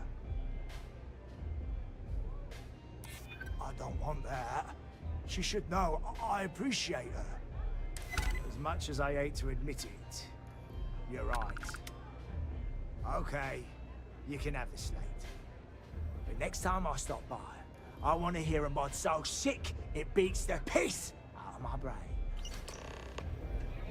Okay, so now we can head back and just give Borealis her slate back. And again, you're seeing a lot of the persuasion skill here, and come to think of it, while I'm here, let's check the social tab. Okay, so we're at rank 4 already. So we have a 50% increased chance of success when trying to persuade somebody, and we are wearing the fitted business suit, which ups that by another 10%. And then we have access to the manipulation skill. So here, this is giving us that manipulate option inside of our persuasion checks. So you don't necessarily have to increase the manipulation skill. I don't find it to be incredibly useful. It's situationally in two, let me think, 2, maybe 3 different quests, it can be very, very useful. But situationally, it's not all that great. So I wouldn't recommend spending points in manipulation. Just get you that 1 point at the very start when you go through the Audition Quest line. And that's enough to be able to get that persuasion option as you're going through it.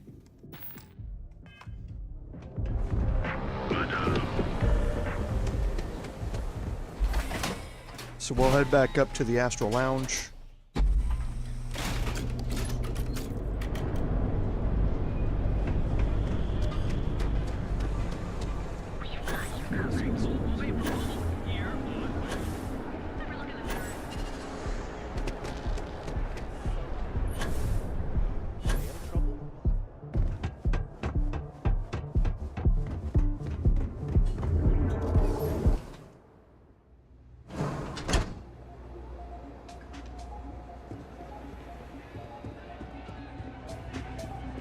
This Aurora stuff is blowing my mind.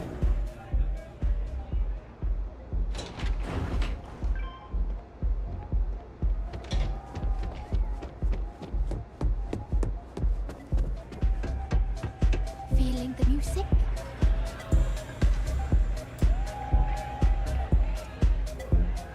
Okay.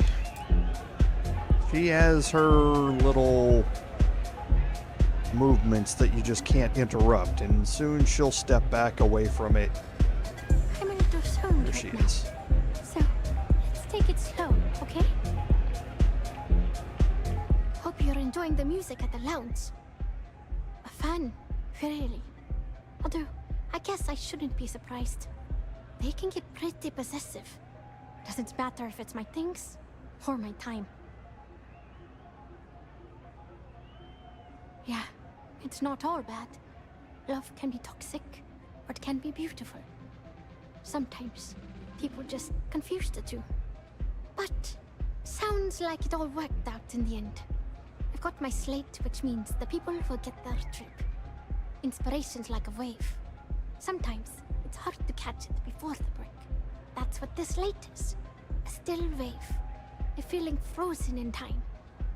And I appreciate you bringing it back to me. Yeah, it looked like nothing was downloaded or tampered with. I'm almost glad it was taken by a fan instead of a competitor. Would have been awful to lose that thing. I was working on a brand new concept piece about floating into the center of existence. I'm not feeling it yet. I'm still working out the last few sections, but eventually I'll give it a spin in the Astral Lounge. Thanks again for finding that thing. Next time, I'll try and keep an eye on it. Yes, Turn please do. safe.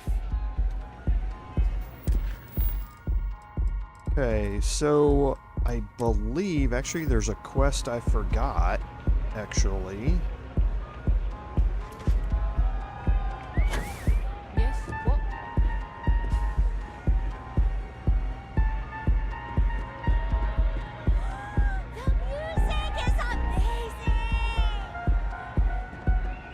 And I'm trying to remember where to pick it up.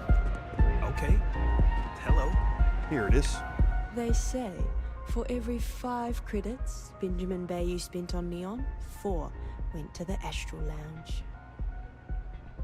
I'm in town for business. My client leaves a mess, I clean it up. I'm an independent contractor, working for some very wealthy clients. They open deals, I close them. There might be. I originally came here to complete a business deal, but the client, in a fit of foolishness, decided to close on their own. Rather than dispose of the evidence properly, they left it in a warehouse. Real amateur stuff. So there are some loose ends that need tying, and I prefer a third party handle it. Would you be interested? Cheers. We'll split my rate 50-50. For a job like this, I'm being more than generous. You'll find the merchandise in a locker in the warehouse behind Neon Tactical. Gangs in Ibside often use that area to peddle their sunshine and lollipops, so if shit's puckaroo, you'll have to improvise. Once you secure the merchandise, sell it to Coleman Lang at the Trade Authority, so it's part of their regular inventory. Return here when the job is done. Okay, and that starts the Dirty Laundry quest here. I almost forgot about this one.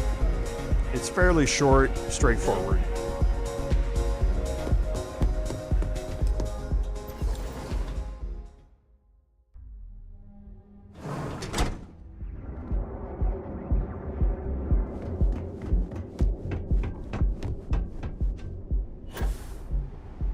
Okay, so we're gonna make our way all the way down.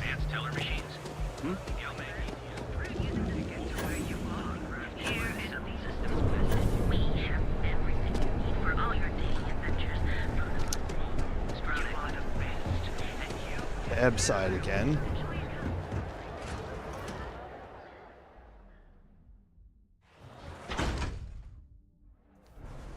And now we're going to Warehouse 3.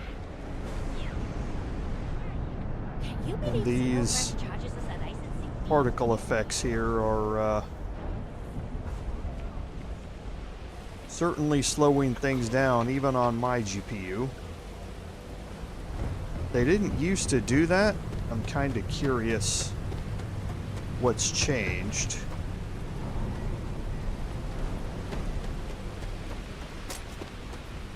Okay, so this is Warehouse 2 here. Warehouse 3 is around the corner.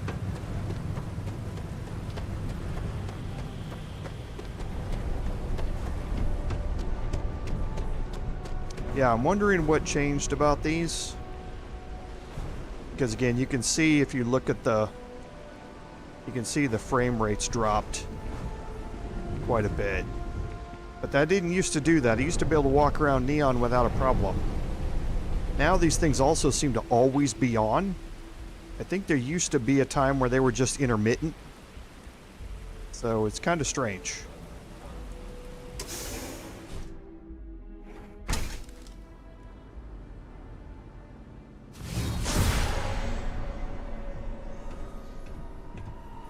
This better be good. Okay, so back in 3, and Owen was still here. So this is at the end, and this is kind of what she was saying, is that the gangs hide out here. Well, this is the same warehouse that we were in for the quest line with the Upside Strikers. So if you haven't done that yet, then all of these strikers are going to be here, or I mean the disciples are going to be here, and you'll have to fight your way through them. Otherwise, like now, we can just walk in, pick it up, and leave.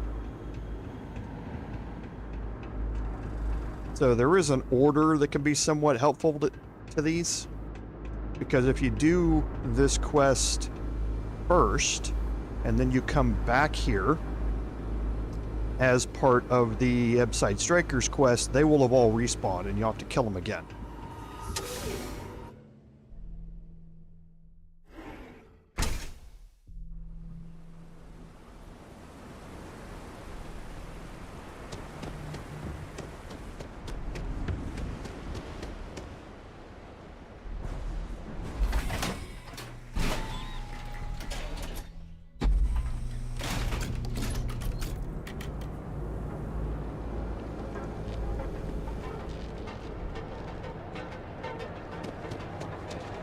Oh, we need to sell it to the Trade Authority first. Need to move some merch. This is the place.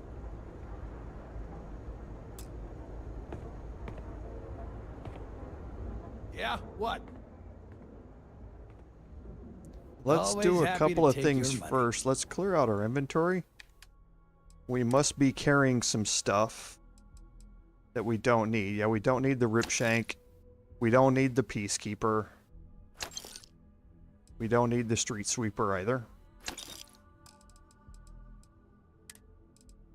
We don't need... This is only a refined deep recon. A regular deep recon. Hauler's deep mining, just first tier. The rest of this, we're going to keep. The Striker mask wear is actually pretty good with plus 5% critical damage.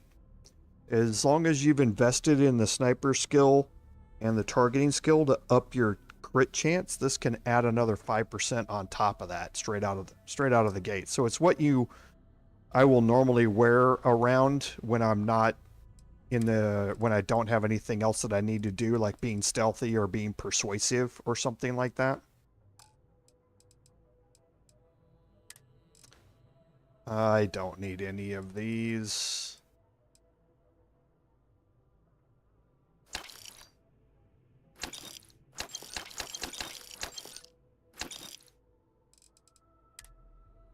Just digipix, that's good. Okay, so now we're down to 125, but let's get rid of the rest of these. Okay, so now we should be good. And now you have to select this option here to sell him the side star you picked up. Not a bad gun. Good balance, weight. Allied Armaments is a UC company, but their stuff is military grade. But that is not the issue here. That gun is hotter than a frying pan full of fish grease. I'm not giving you anywhere near market rate.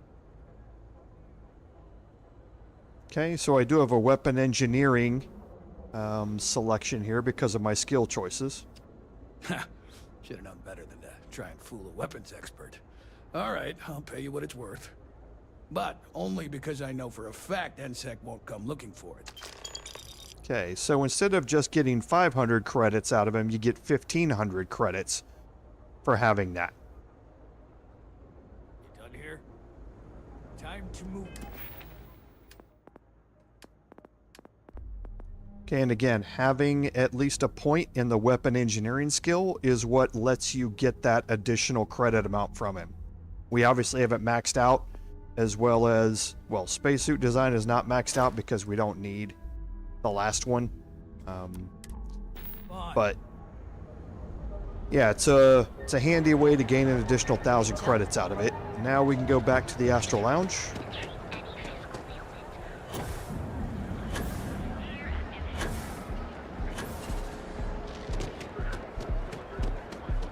Back off. Oh, and I think I remember another side quest here.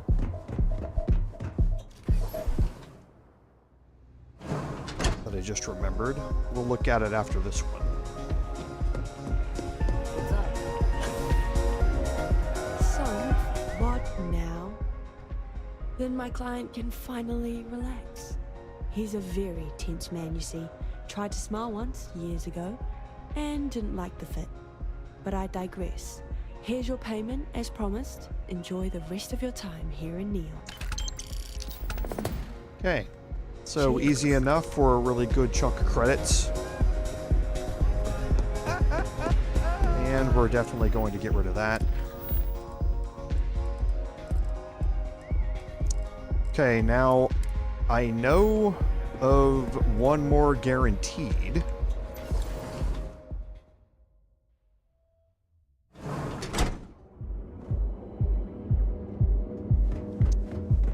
And actually, when we did the Ryujin quest line, did we do... That's an interesting question.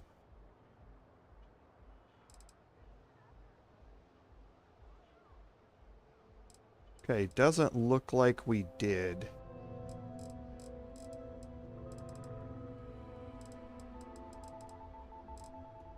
It would have been somewhere around this time that we would have done it, so... You're out there a lot, So I think there's... Well, I know there's at least 2, possibly 3 left here, and one of them's down here back at Ryujin where we were. You might have seen this guy kind of hanging out during the quest line, and if you talk to him,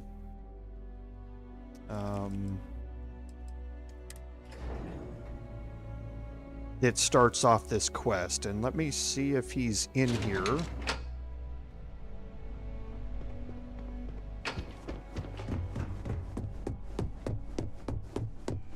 Yep.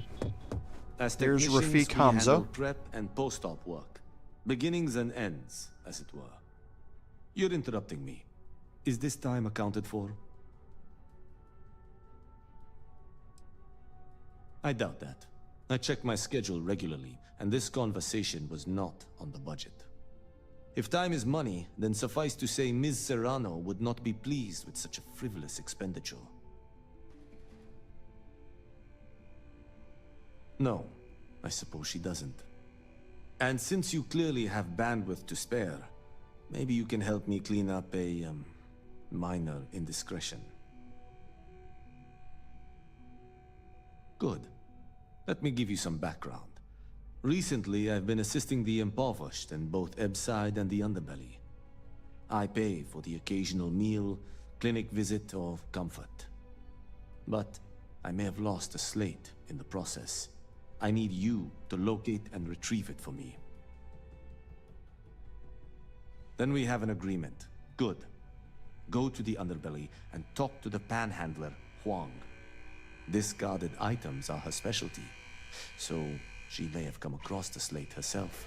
If you can manage to find it, bring it back to me, and I will pay you for the time. Until next time.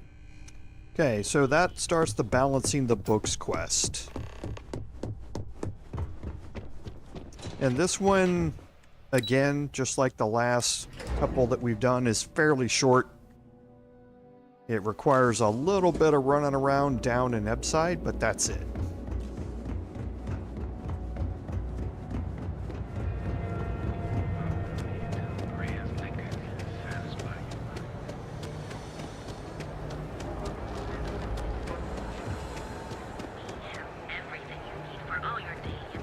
Got a problem?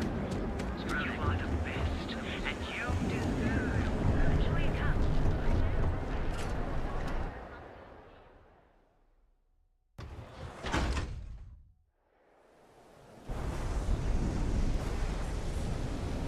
Okay, so we're gonna meet with Huang, and she's down here. Oh, jeez. The frame rate from those is crazy. And again, it didn't used to do that. I'm gonna have to look through the forums and see if there's a note about that. And actually, we're not running around down at Ebbside. We're running around down here in the Underbelly. What are you looking at? Huang is over here, sitting down by the Chief, crate. You got any creds you can spare? Thank you kindly. You're a class bass, you know that? I'll do my best to someday pay you back. Street's honor. This isn't a donation, it's an investment. Oh, I totally did. Found it in the dumpster right next to a half-eaten chunk. And it was perfect timing, really.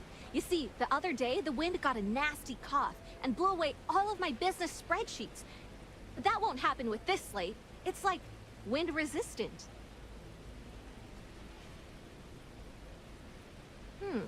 That would mean I don't have to start over. All right, deal. I lost them near the employee break area. Look for any papers near the ground, the tables, maybe even the roof. You find all 3 spreadsheets, and I'll give you the slate. Okay, so you need to find 3 spreadsheets near the employee break area. The employee break area is over on the other side. Here. And you can just start looking around for them. You'll see them kind of stashed away. There's one.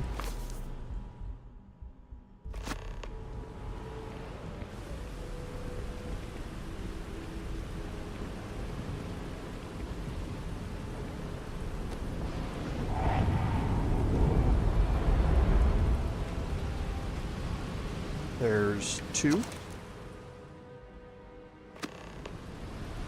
And now the last one is up here on top. Right here.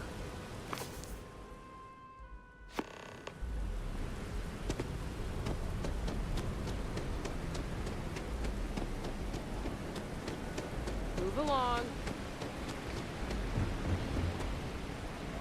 If you got any spare creds? Wow, that's real class of you, Chief. A+ stuff. Now I can get my books sorted, executive style. As promised, your slate. Tell your techie friend I didn't peek inside. And even if I did, I don't know what half of it says anyway. Okay, and now we just need to take that back to Rafik. Ah. Quick shop. Okay. So actually we can start that here. I forgot about this one. Hello. I'm sorry if I sound rude, but would you mind coming back later? We're actually closed right now. I just forget to pull down the shutters? I'm afraid so, but I don't really want to talk about it right now. Perhaps another time, when I'm feeling up to it. I'm afraid not, but come back tomorrow and perhaps I'll be strong enough to speak to you. Right now, I can't. Okay, so remember that. We're gonna have to come back here tomorrow. So you have to rest to be able to trigger it.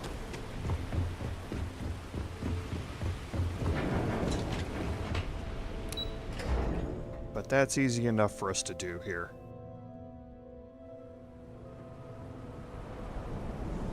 Assuming we can get around all of these particle effects. Oh, they're willing to change if it affects their own.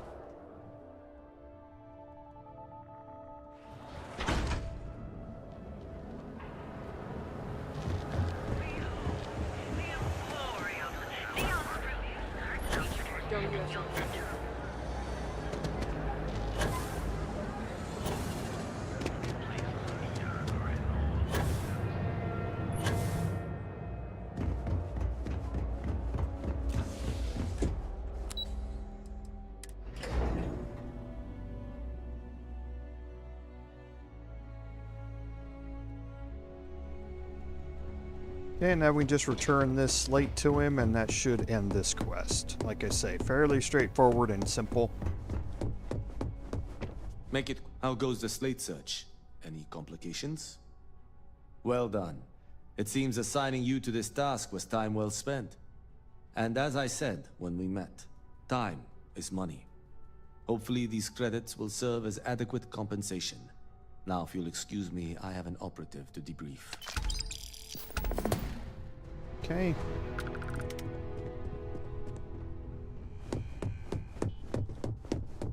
And again, we're going to get rid of that.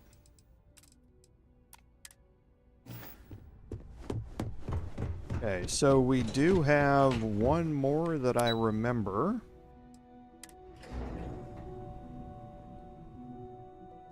And then a rest and going to pick up that last one down at the quick shop. So this one is down at the far end in the trade tower.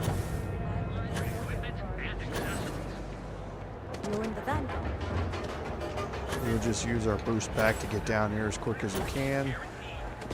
I'm not in the mood.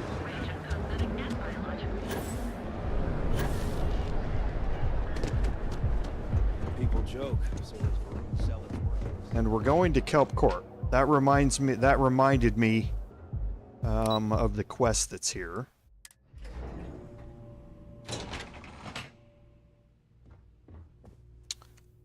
So let me put on... Okay, so I've still got it on. Something I can do for you, love. Again. Look, you can tell Mr. Okaribo that I'm doing everything I can. Blood from a stone, if you'll pardon the expression. Oh, my lord. You aren't here about Mr. Okaribo's debt to Kelkor. Oh, this is so embarrassing. Let me start over. My name's Clover McKenna, but you can call me Chloe. Sorry for me outburst. That's kind of you. This mess with Mr. Okaribo over at the Neon Mining League has really thrown me off my game. If only you knew. Mr. Okaribo owes a substantial debt to Keltkor. I've given him more than enough time to try and come up with the money, but my father's patience is running out. Frankly, I don't know how much longer I can stall. You'd be willing to help out. That's awfully kind of you. Just because I work for a megacorp doesn't mean I don't have a heart. Saburo, Mr. Okaribo, he's one of the nicest people you'll ever meet, especially in this city. He really needs help, but he's too proud to accept any money from me. Maybe he'd listen to someone like you? Okay, so you can pay his debt right now if you would like.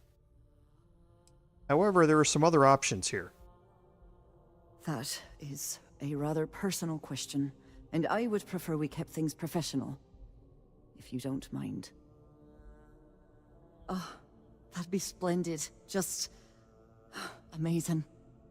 If you can get his debt off my conscience, I'd be grateful. It's been on my mind so much I've been keeping a diary.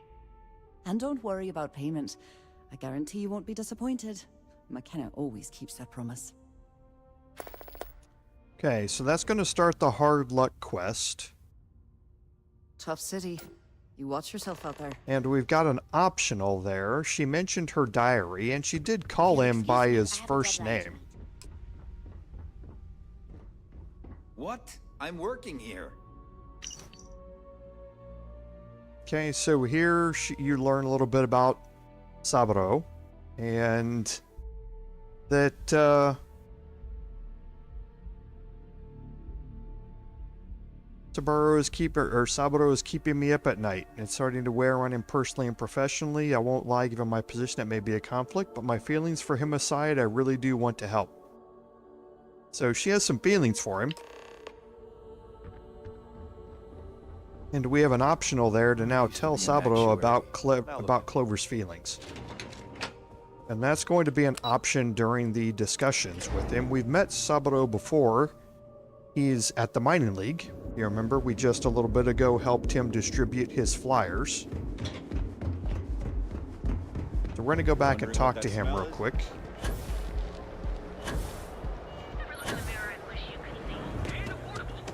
Keep your nose clean.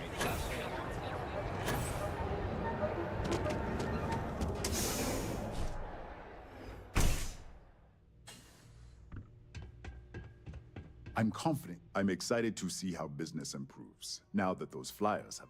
Oh, she did. Miss McKenna is very kind, but I cannot accept. It is my responsibility to pay the loan. If I cannot, then what happens, happens. Okay, so here you have a persuade option. You also can let him read Clover's slate. The other two options aren't going to advance the quest any, so it's one of these two choices. Really? Let me take a look. Oh, I did not know she felt this way. She is always so professional. I thought she did not like me. That is why I have sent proxies to negotiate my debt. And I like her. Oh, that came out wrong. What I meant to say was, I respect her business acumen. Look at me. My palms are sweating. Regardless, you have done me a service, and for that, I thank you. You can tell Miss McKenna, I mean Chloe, that I accept her offer. I do have feelings for her, and maybe now I will have the courage to tell her. I know they say never to mix business with pleasure, but there are always exceptions. Farewell, my friend. And tell everyone we have plenty of mining supplies and stuff. Okay, so now we can head back to Clover.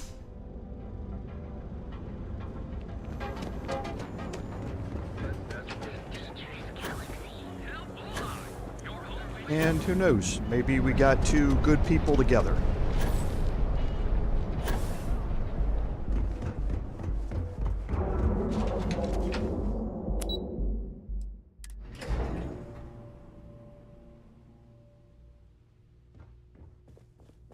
Welcome to... If you're here to buy, I'm afraid we only sell direct to retailers.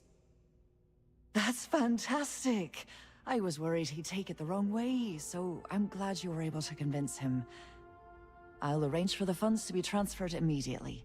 Hopefully Father will forgive the late fees. And if he doesn't, I can always reimburse them when he retires. In any case, thank you. And here, for your efforts. Okay. So we're going to get the same ECS constant quest pop up again. But for now, there's We're actually going to take a rest here first. We're going to wait.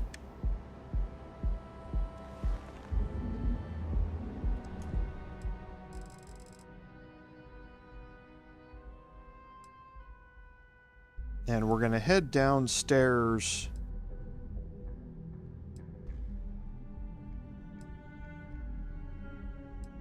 Actually, we need to wait. Yeah. All you really need to do is wait until past midnight the next day. So we can cut this short, I believe. That's actually a good thing to test.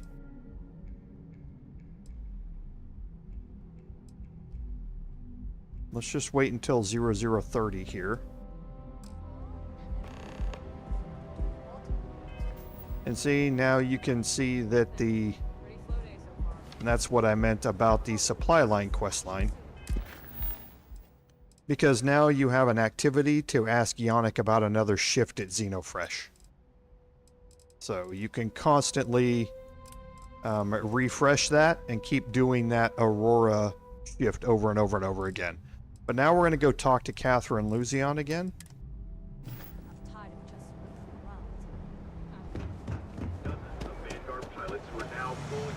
And I think this will work.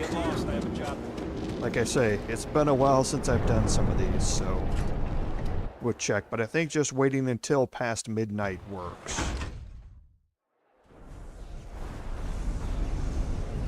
At the truck. Yeah, I know this place.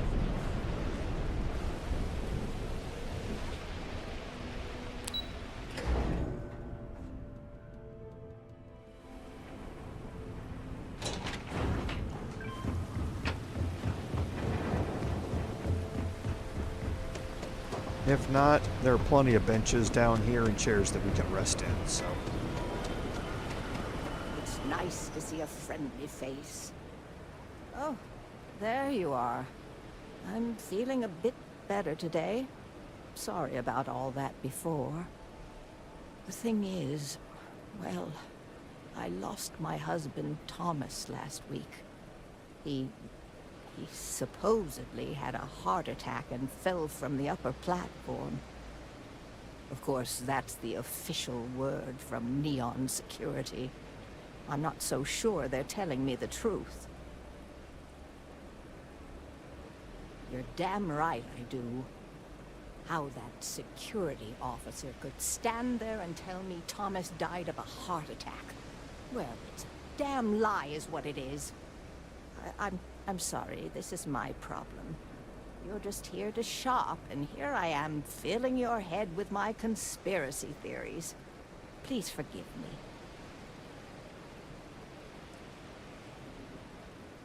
Oh my. You're the first person in this awful, awful city that's reached out to help me. Thank you.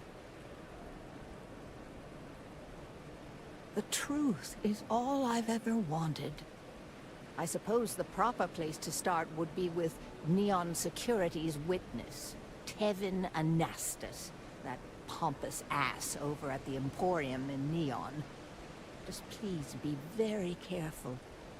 I don't want to end up with 2 murders on my conscience. Okay, so that starts the Unjustified quest. And it should ring a few bells, because when we were talking to Tevin during his quest a little bit ago, he mentioned something about the Sioka pushing somebody off of a railing and falling to their death. So it makes sense that he would be the witness that we need to talk to.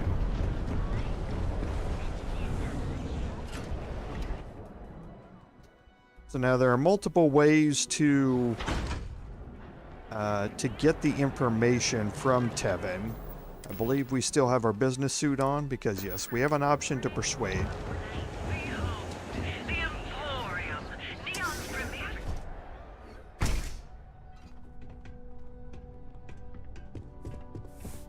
Thank you for taking care of that headlock problem for me. I'm not telling you a thing. I've already reported what I saw to security. Stop wasting my time and leave. Your presence is bad for business. Okay, so now, just like previously, if you have the neon street rat background here, you're going to get another option to not have to do any of these, but you can pay him 1,000 credits, or you can try and persuade him. There's nothing to tell you. Get it through your skull. Say it's only a 4-pointer this time. Listen, I don't want anything bad to happen. And we now have a full auto-persuade. I try to be. I'm still willing to talk.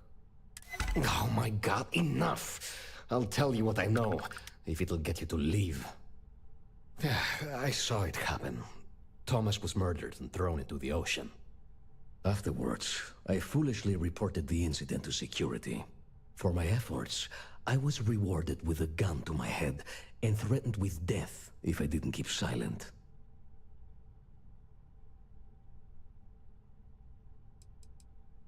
No. The officer that threatened me was completely different. And the murderer wasn't wearing a uniform. I'd wager that the murdering bastard has a friend in security that's covering things up for him. Really? Am I not allowed to leave my own shop now? If you really must know, I was going for a walk. Shocking, I'm sure.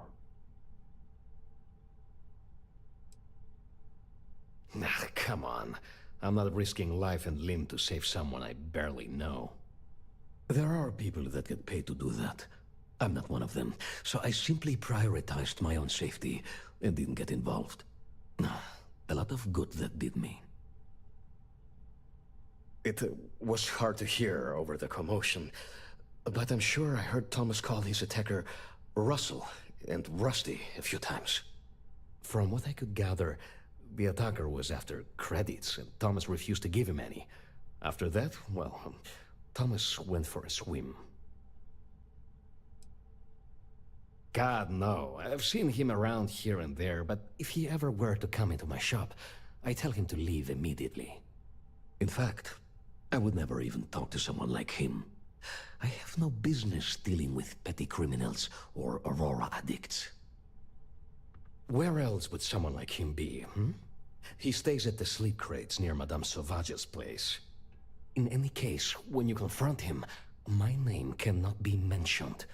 I'd very much dislike sharing Thomas's briny fate. And with that, I must insist you leave me in peace. That is, of course, unless you'd like to make a hefty purchase. Okay, so now we need to find Rusty, and here's where you start getting choices of how you want the ending of this quest to go. So, if we find Rusty here, Rusty's obviously a bad person, but there are some other things that we're going to learn down here.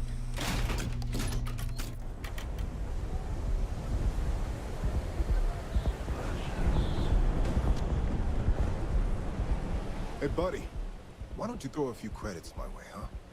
Help a guy out, yeah? End up in the ocean? What the hell are you... Wait, no. He told me that everything was taken care of. No one would know. Listen, you gotta hear me out. I never meant to do anything. It was an accident. A friend, an old buddy in security. But that's all you're getting from me. I'd rather take my chances with you than with him. Why else? I needed some creds for Aurora, and everyone knows he and his wife run that shitty little shop. All they do is rip people off. He was bound to have creds. I got in a fight with Thomas. I asked him for some creds, but the bastard wouldn't give me anything. Things got out of hand. He ended up falling off the upper platform. It was an accident, I swear. Then I called my buddy in security and told him what happened. He took care of everything after that. Hell no, I'm not doing that. I'm a lot of things, but I'm not a rat. Listen, I messed up, I know that. But nothing can change what's already done. Just let me go and I'll disappear forever. No one will ever see me again. No one even needs to know I'm alive. Just, come on, just let me go. Okay, so you've got a couple of different options here.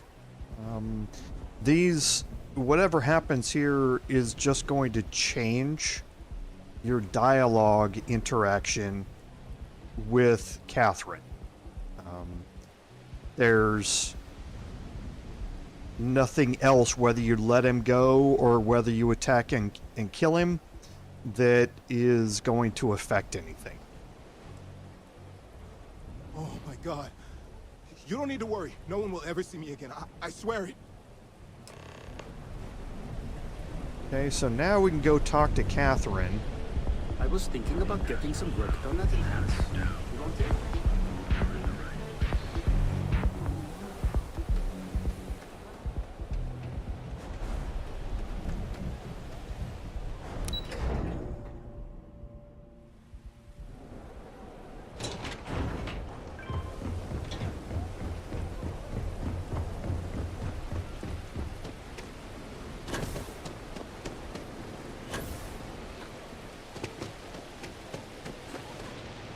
Thomas didn't die of a heart attack.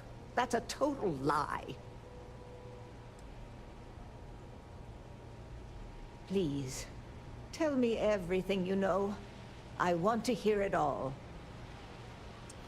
Okay, so you have two choices here. You can either tell her the truth, and that will lead you to a conversation finding out about what you did with him.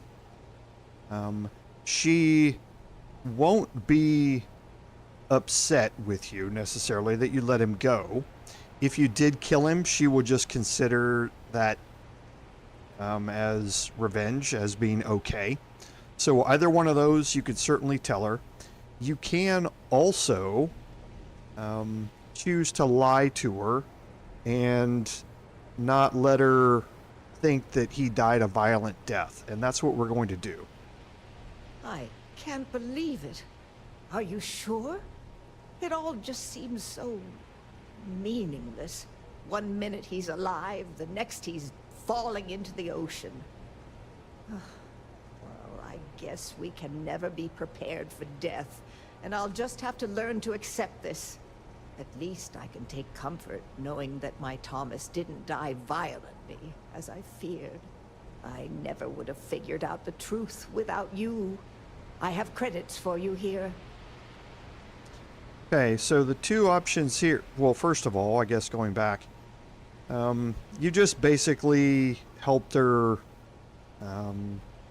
process his death a little better by lying to her, is basically what you did.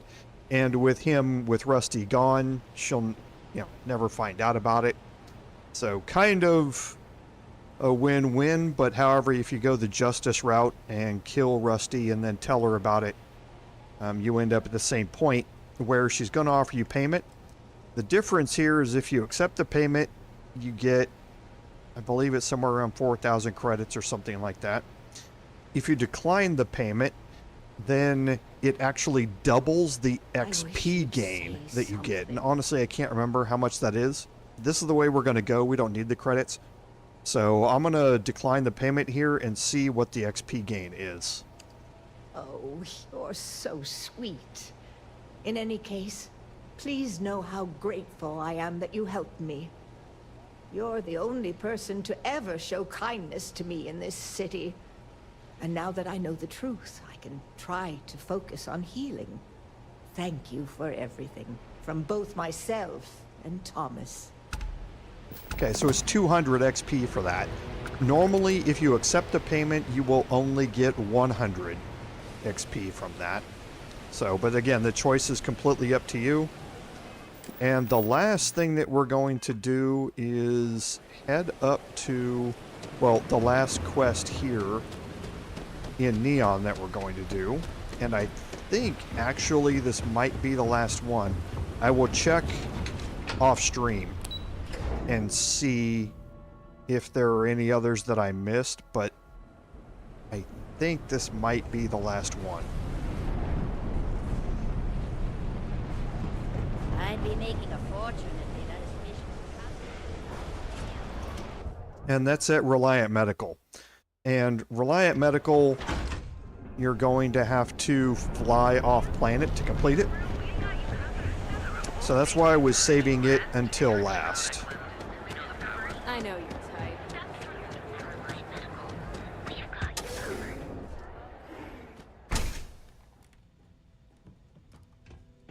Hey there. Please state the nature Got of the your shakes, medical huh? emergency. Don't worry. Doc Manning will fix you up.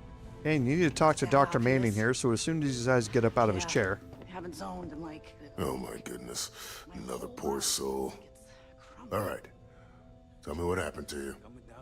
Is it an Aurora overdose? Something else, perhaps?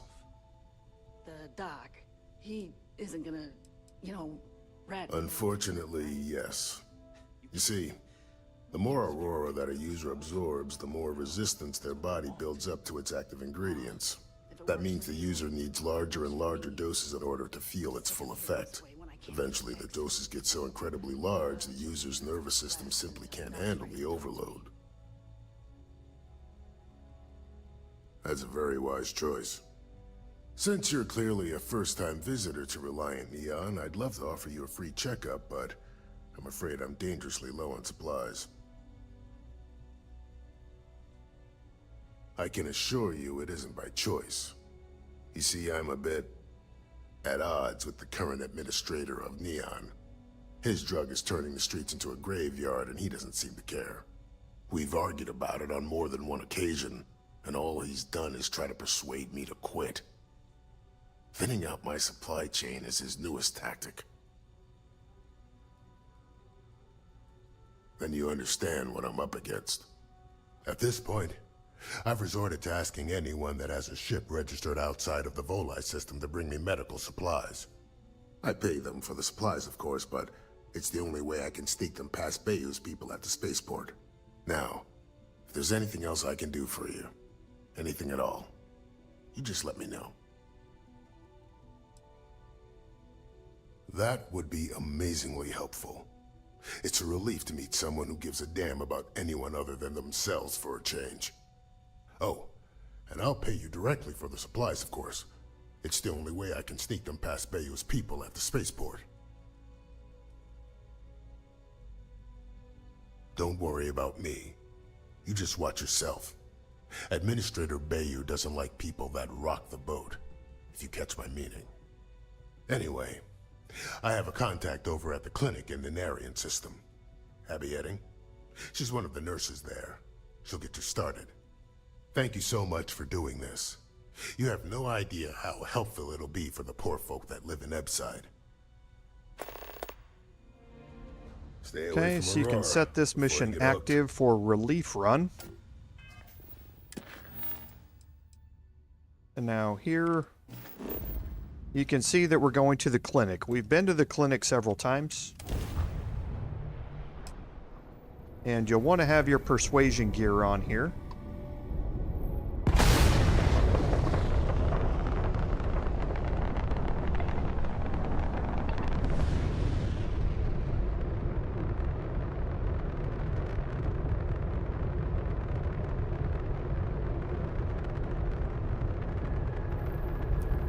You've entered the clinic's space. Please dock, or leave the area clear for incoming patients.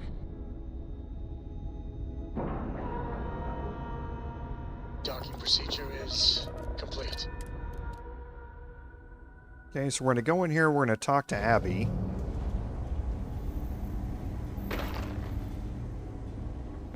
If you need a doctor, someone will be with you. I couldn't tell you. Are you here for a procedure? Hey, let's keep our voices down. The clinic doesn't exactly know I'm giving its supplies away. That being said, I've been expecting someone soon. I've heard Bayou really has a vice grip on Neon right now. I have some supplies I can give you. Should be more than enough for now, and it shouldn't draw any suspicion from the clinic. I'll have them loaded onto your ship. Okay, so you can say thanks for the help. There's also a persuasion option here, which, if you succeed, is going to get you double the amount of credits as a reward for this. Sorry. I can't do that. This is the most I can give you without drawing suspicion. Okay, so it's not a very difficult persuasion option, and we do have a full auto persuade as well. I'd like to think so. Oh my God. You're serious, aren't you? That's what I'm hoping. Oh, I really shouldn't do this. If the clinic finds out... All right, you win. You're very persuasive. I can throw in a few extra supplies, but I'm not going to make this a regular thing, okay? They'll be loaded onto your ship. Okay, so now all we have to do is return to the doctor.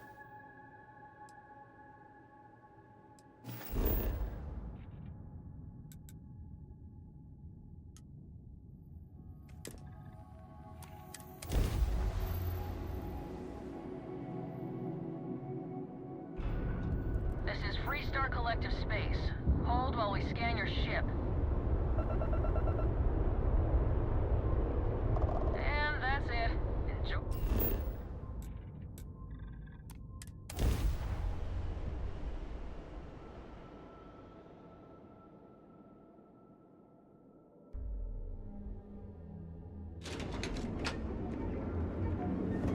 Okay, so we'll just go in here, talk to the doctor, and that should be it.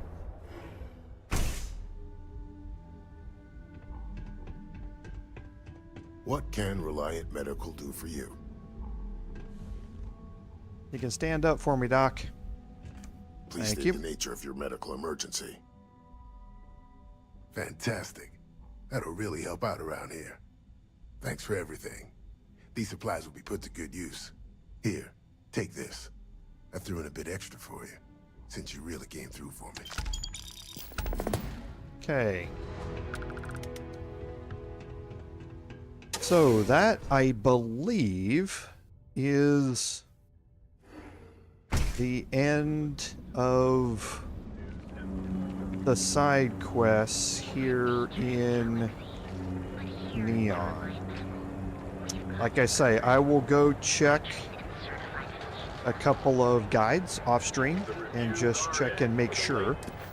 But for now, I think we've concluded all of our activities here. Again, we can speak to Yannick if we would like to get more shifts at Xenofresh and keep doing that.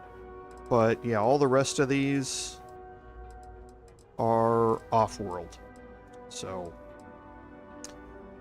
now we can look at kind of where we are, and I think we've got 15 minutes left here. So let's just go pick up another power while we're here. So this will be fairly quick and straightforward to do, and we can end our stream. Maybe we can get both of these, but we'll kind of take a look. So the scanner anomaly is here at Altair 3.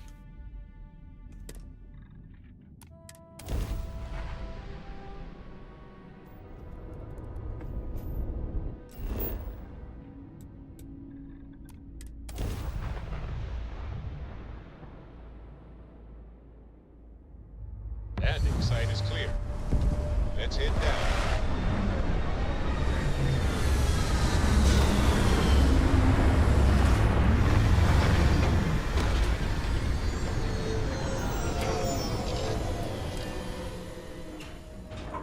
And I could have looked around there before I exited the ship.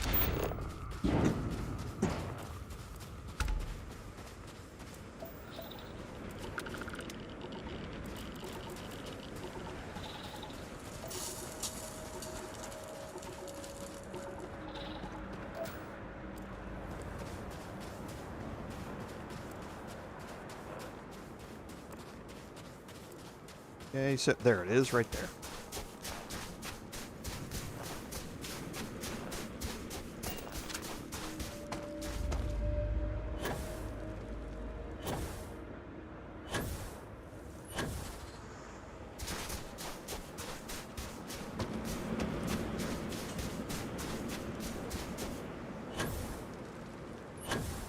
And honestly, I can't remember which power this is that we're picking up. At this point, it doesn't really matter a whole lot, because the powers that I use most, which are personal oxygen and the detect life spell, basically, are the two that I equip and use all the time for my playthroughs. So the rest of them, again, use off and on, but the ones I keep equipped for the most part, because I play stealth builds for the most part, I tend to keep the detect life power on for the most part.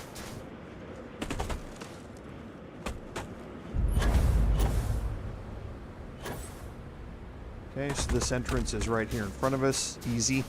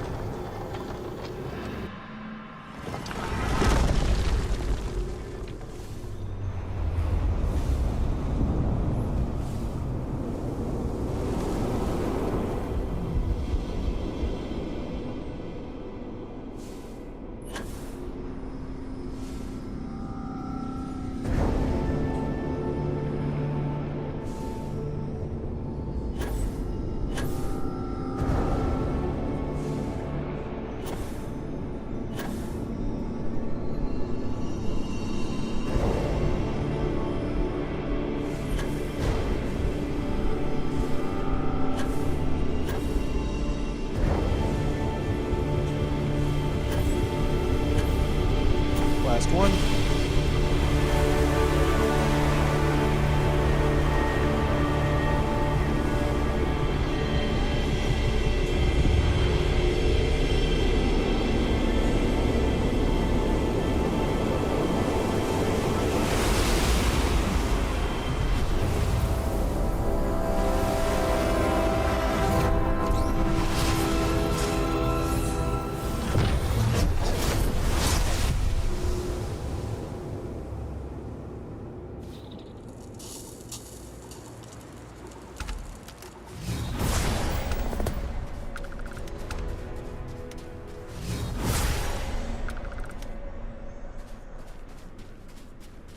Okay, so we didn't get a Starborn. Yes, we did.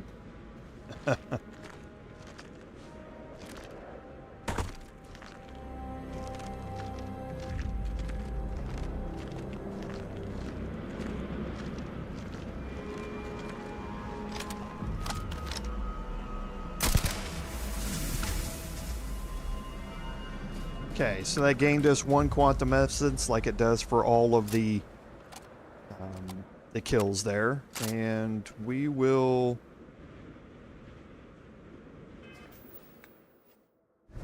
Sense Star Stuff is the real name of that.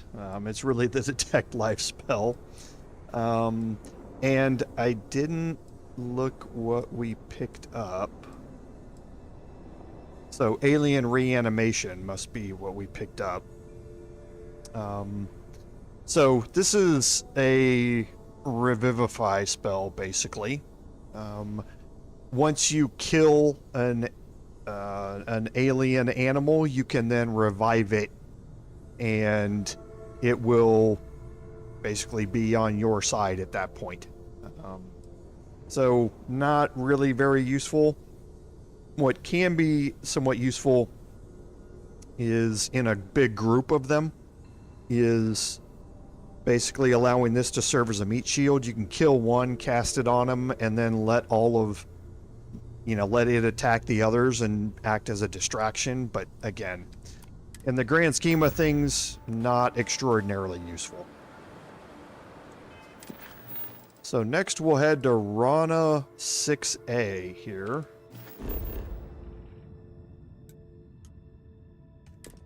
And Rana is quite a bit farther afield. We're now up into level 65 here. Not too worried about it with the ship that we have, but you want to start being careful when you're jumping out here.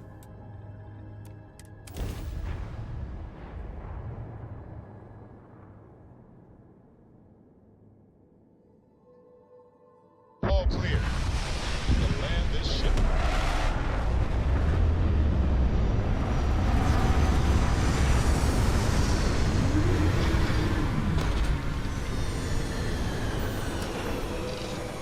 Okay, and here we're gonna be, oh, there it is right there. What do you know? I was like, it's gonna be a little misty, so we might not be able to see it, but there it is just over there.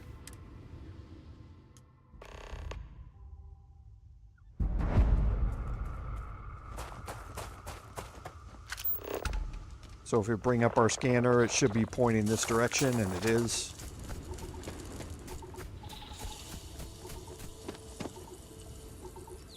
Ran as a low G planet, so should be able to do almost continuous flight.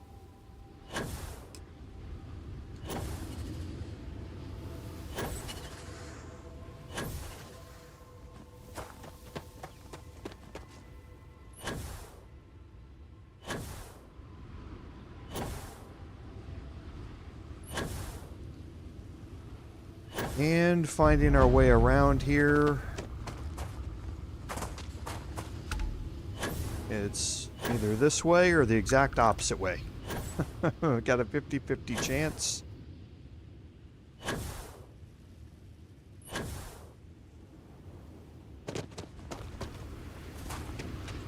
And it's here. What do you know?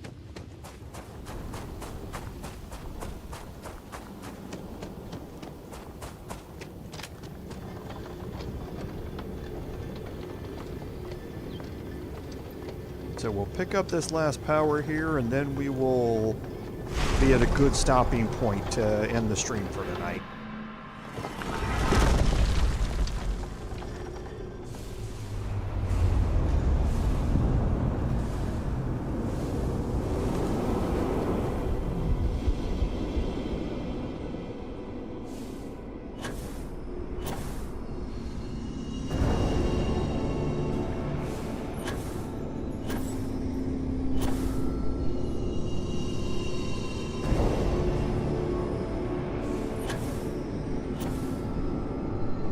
The first three always work. The fourth one can be a little buggy. Just like that.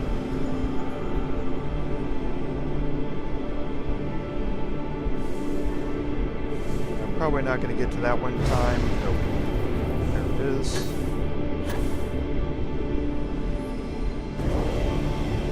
And then one more. And that one was a little buggy too. There we go.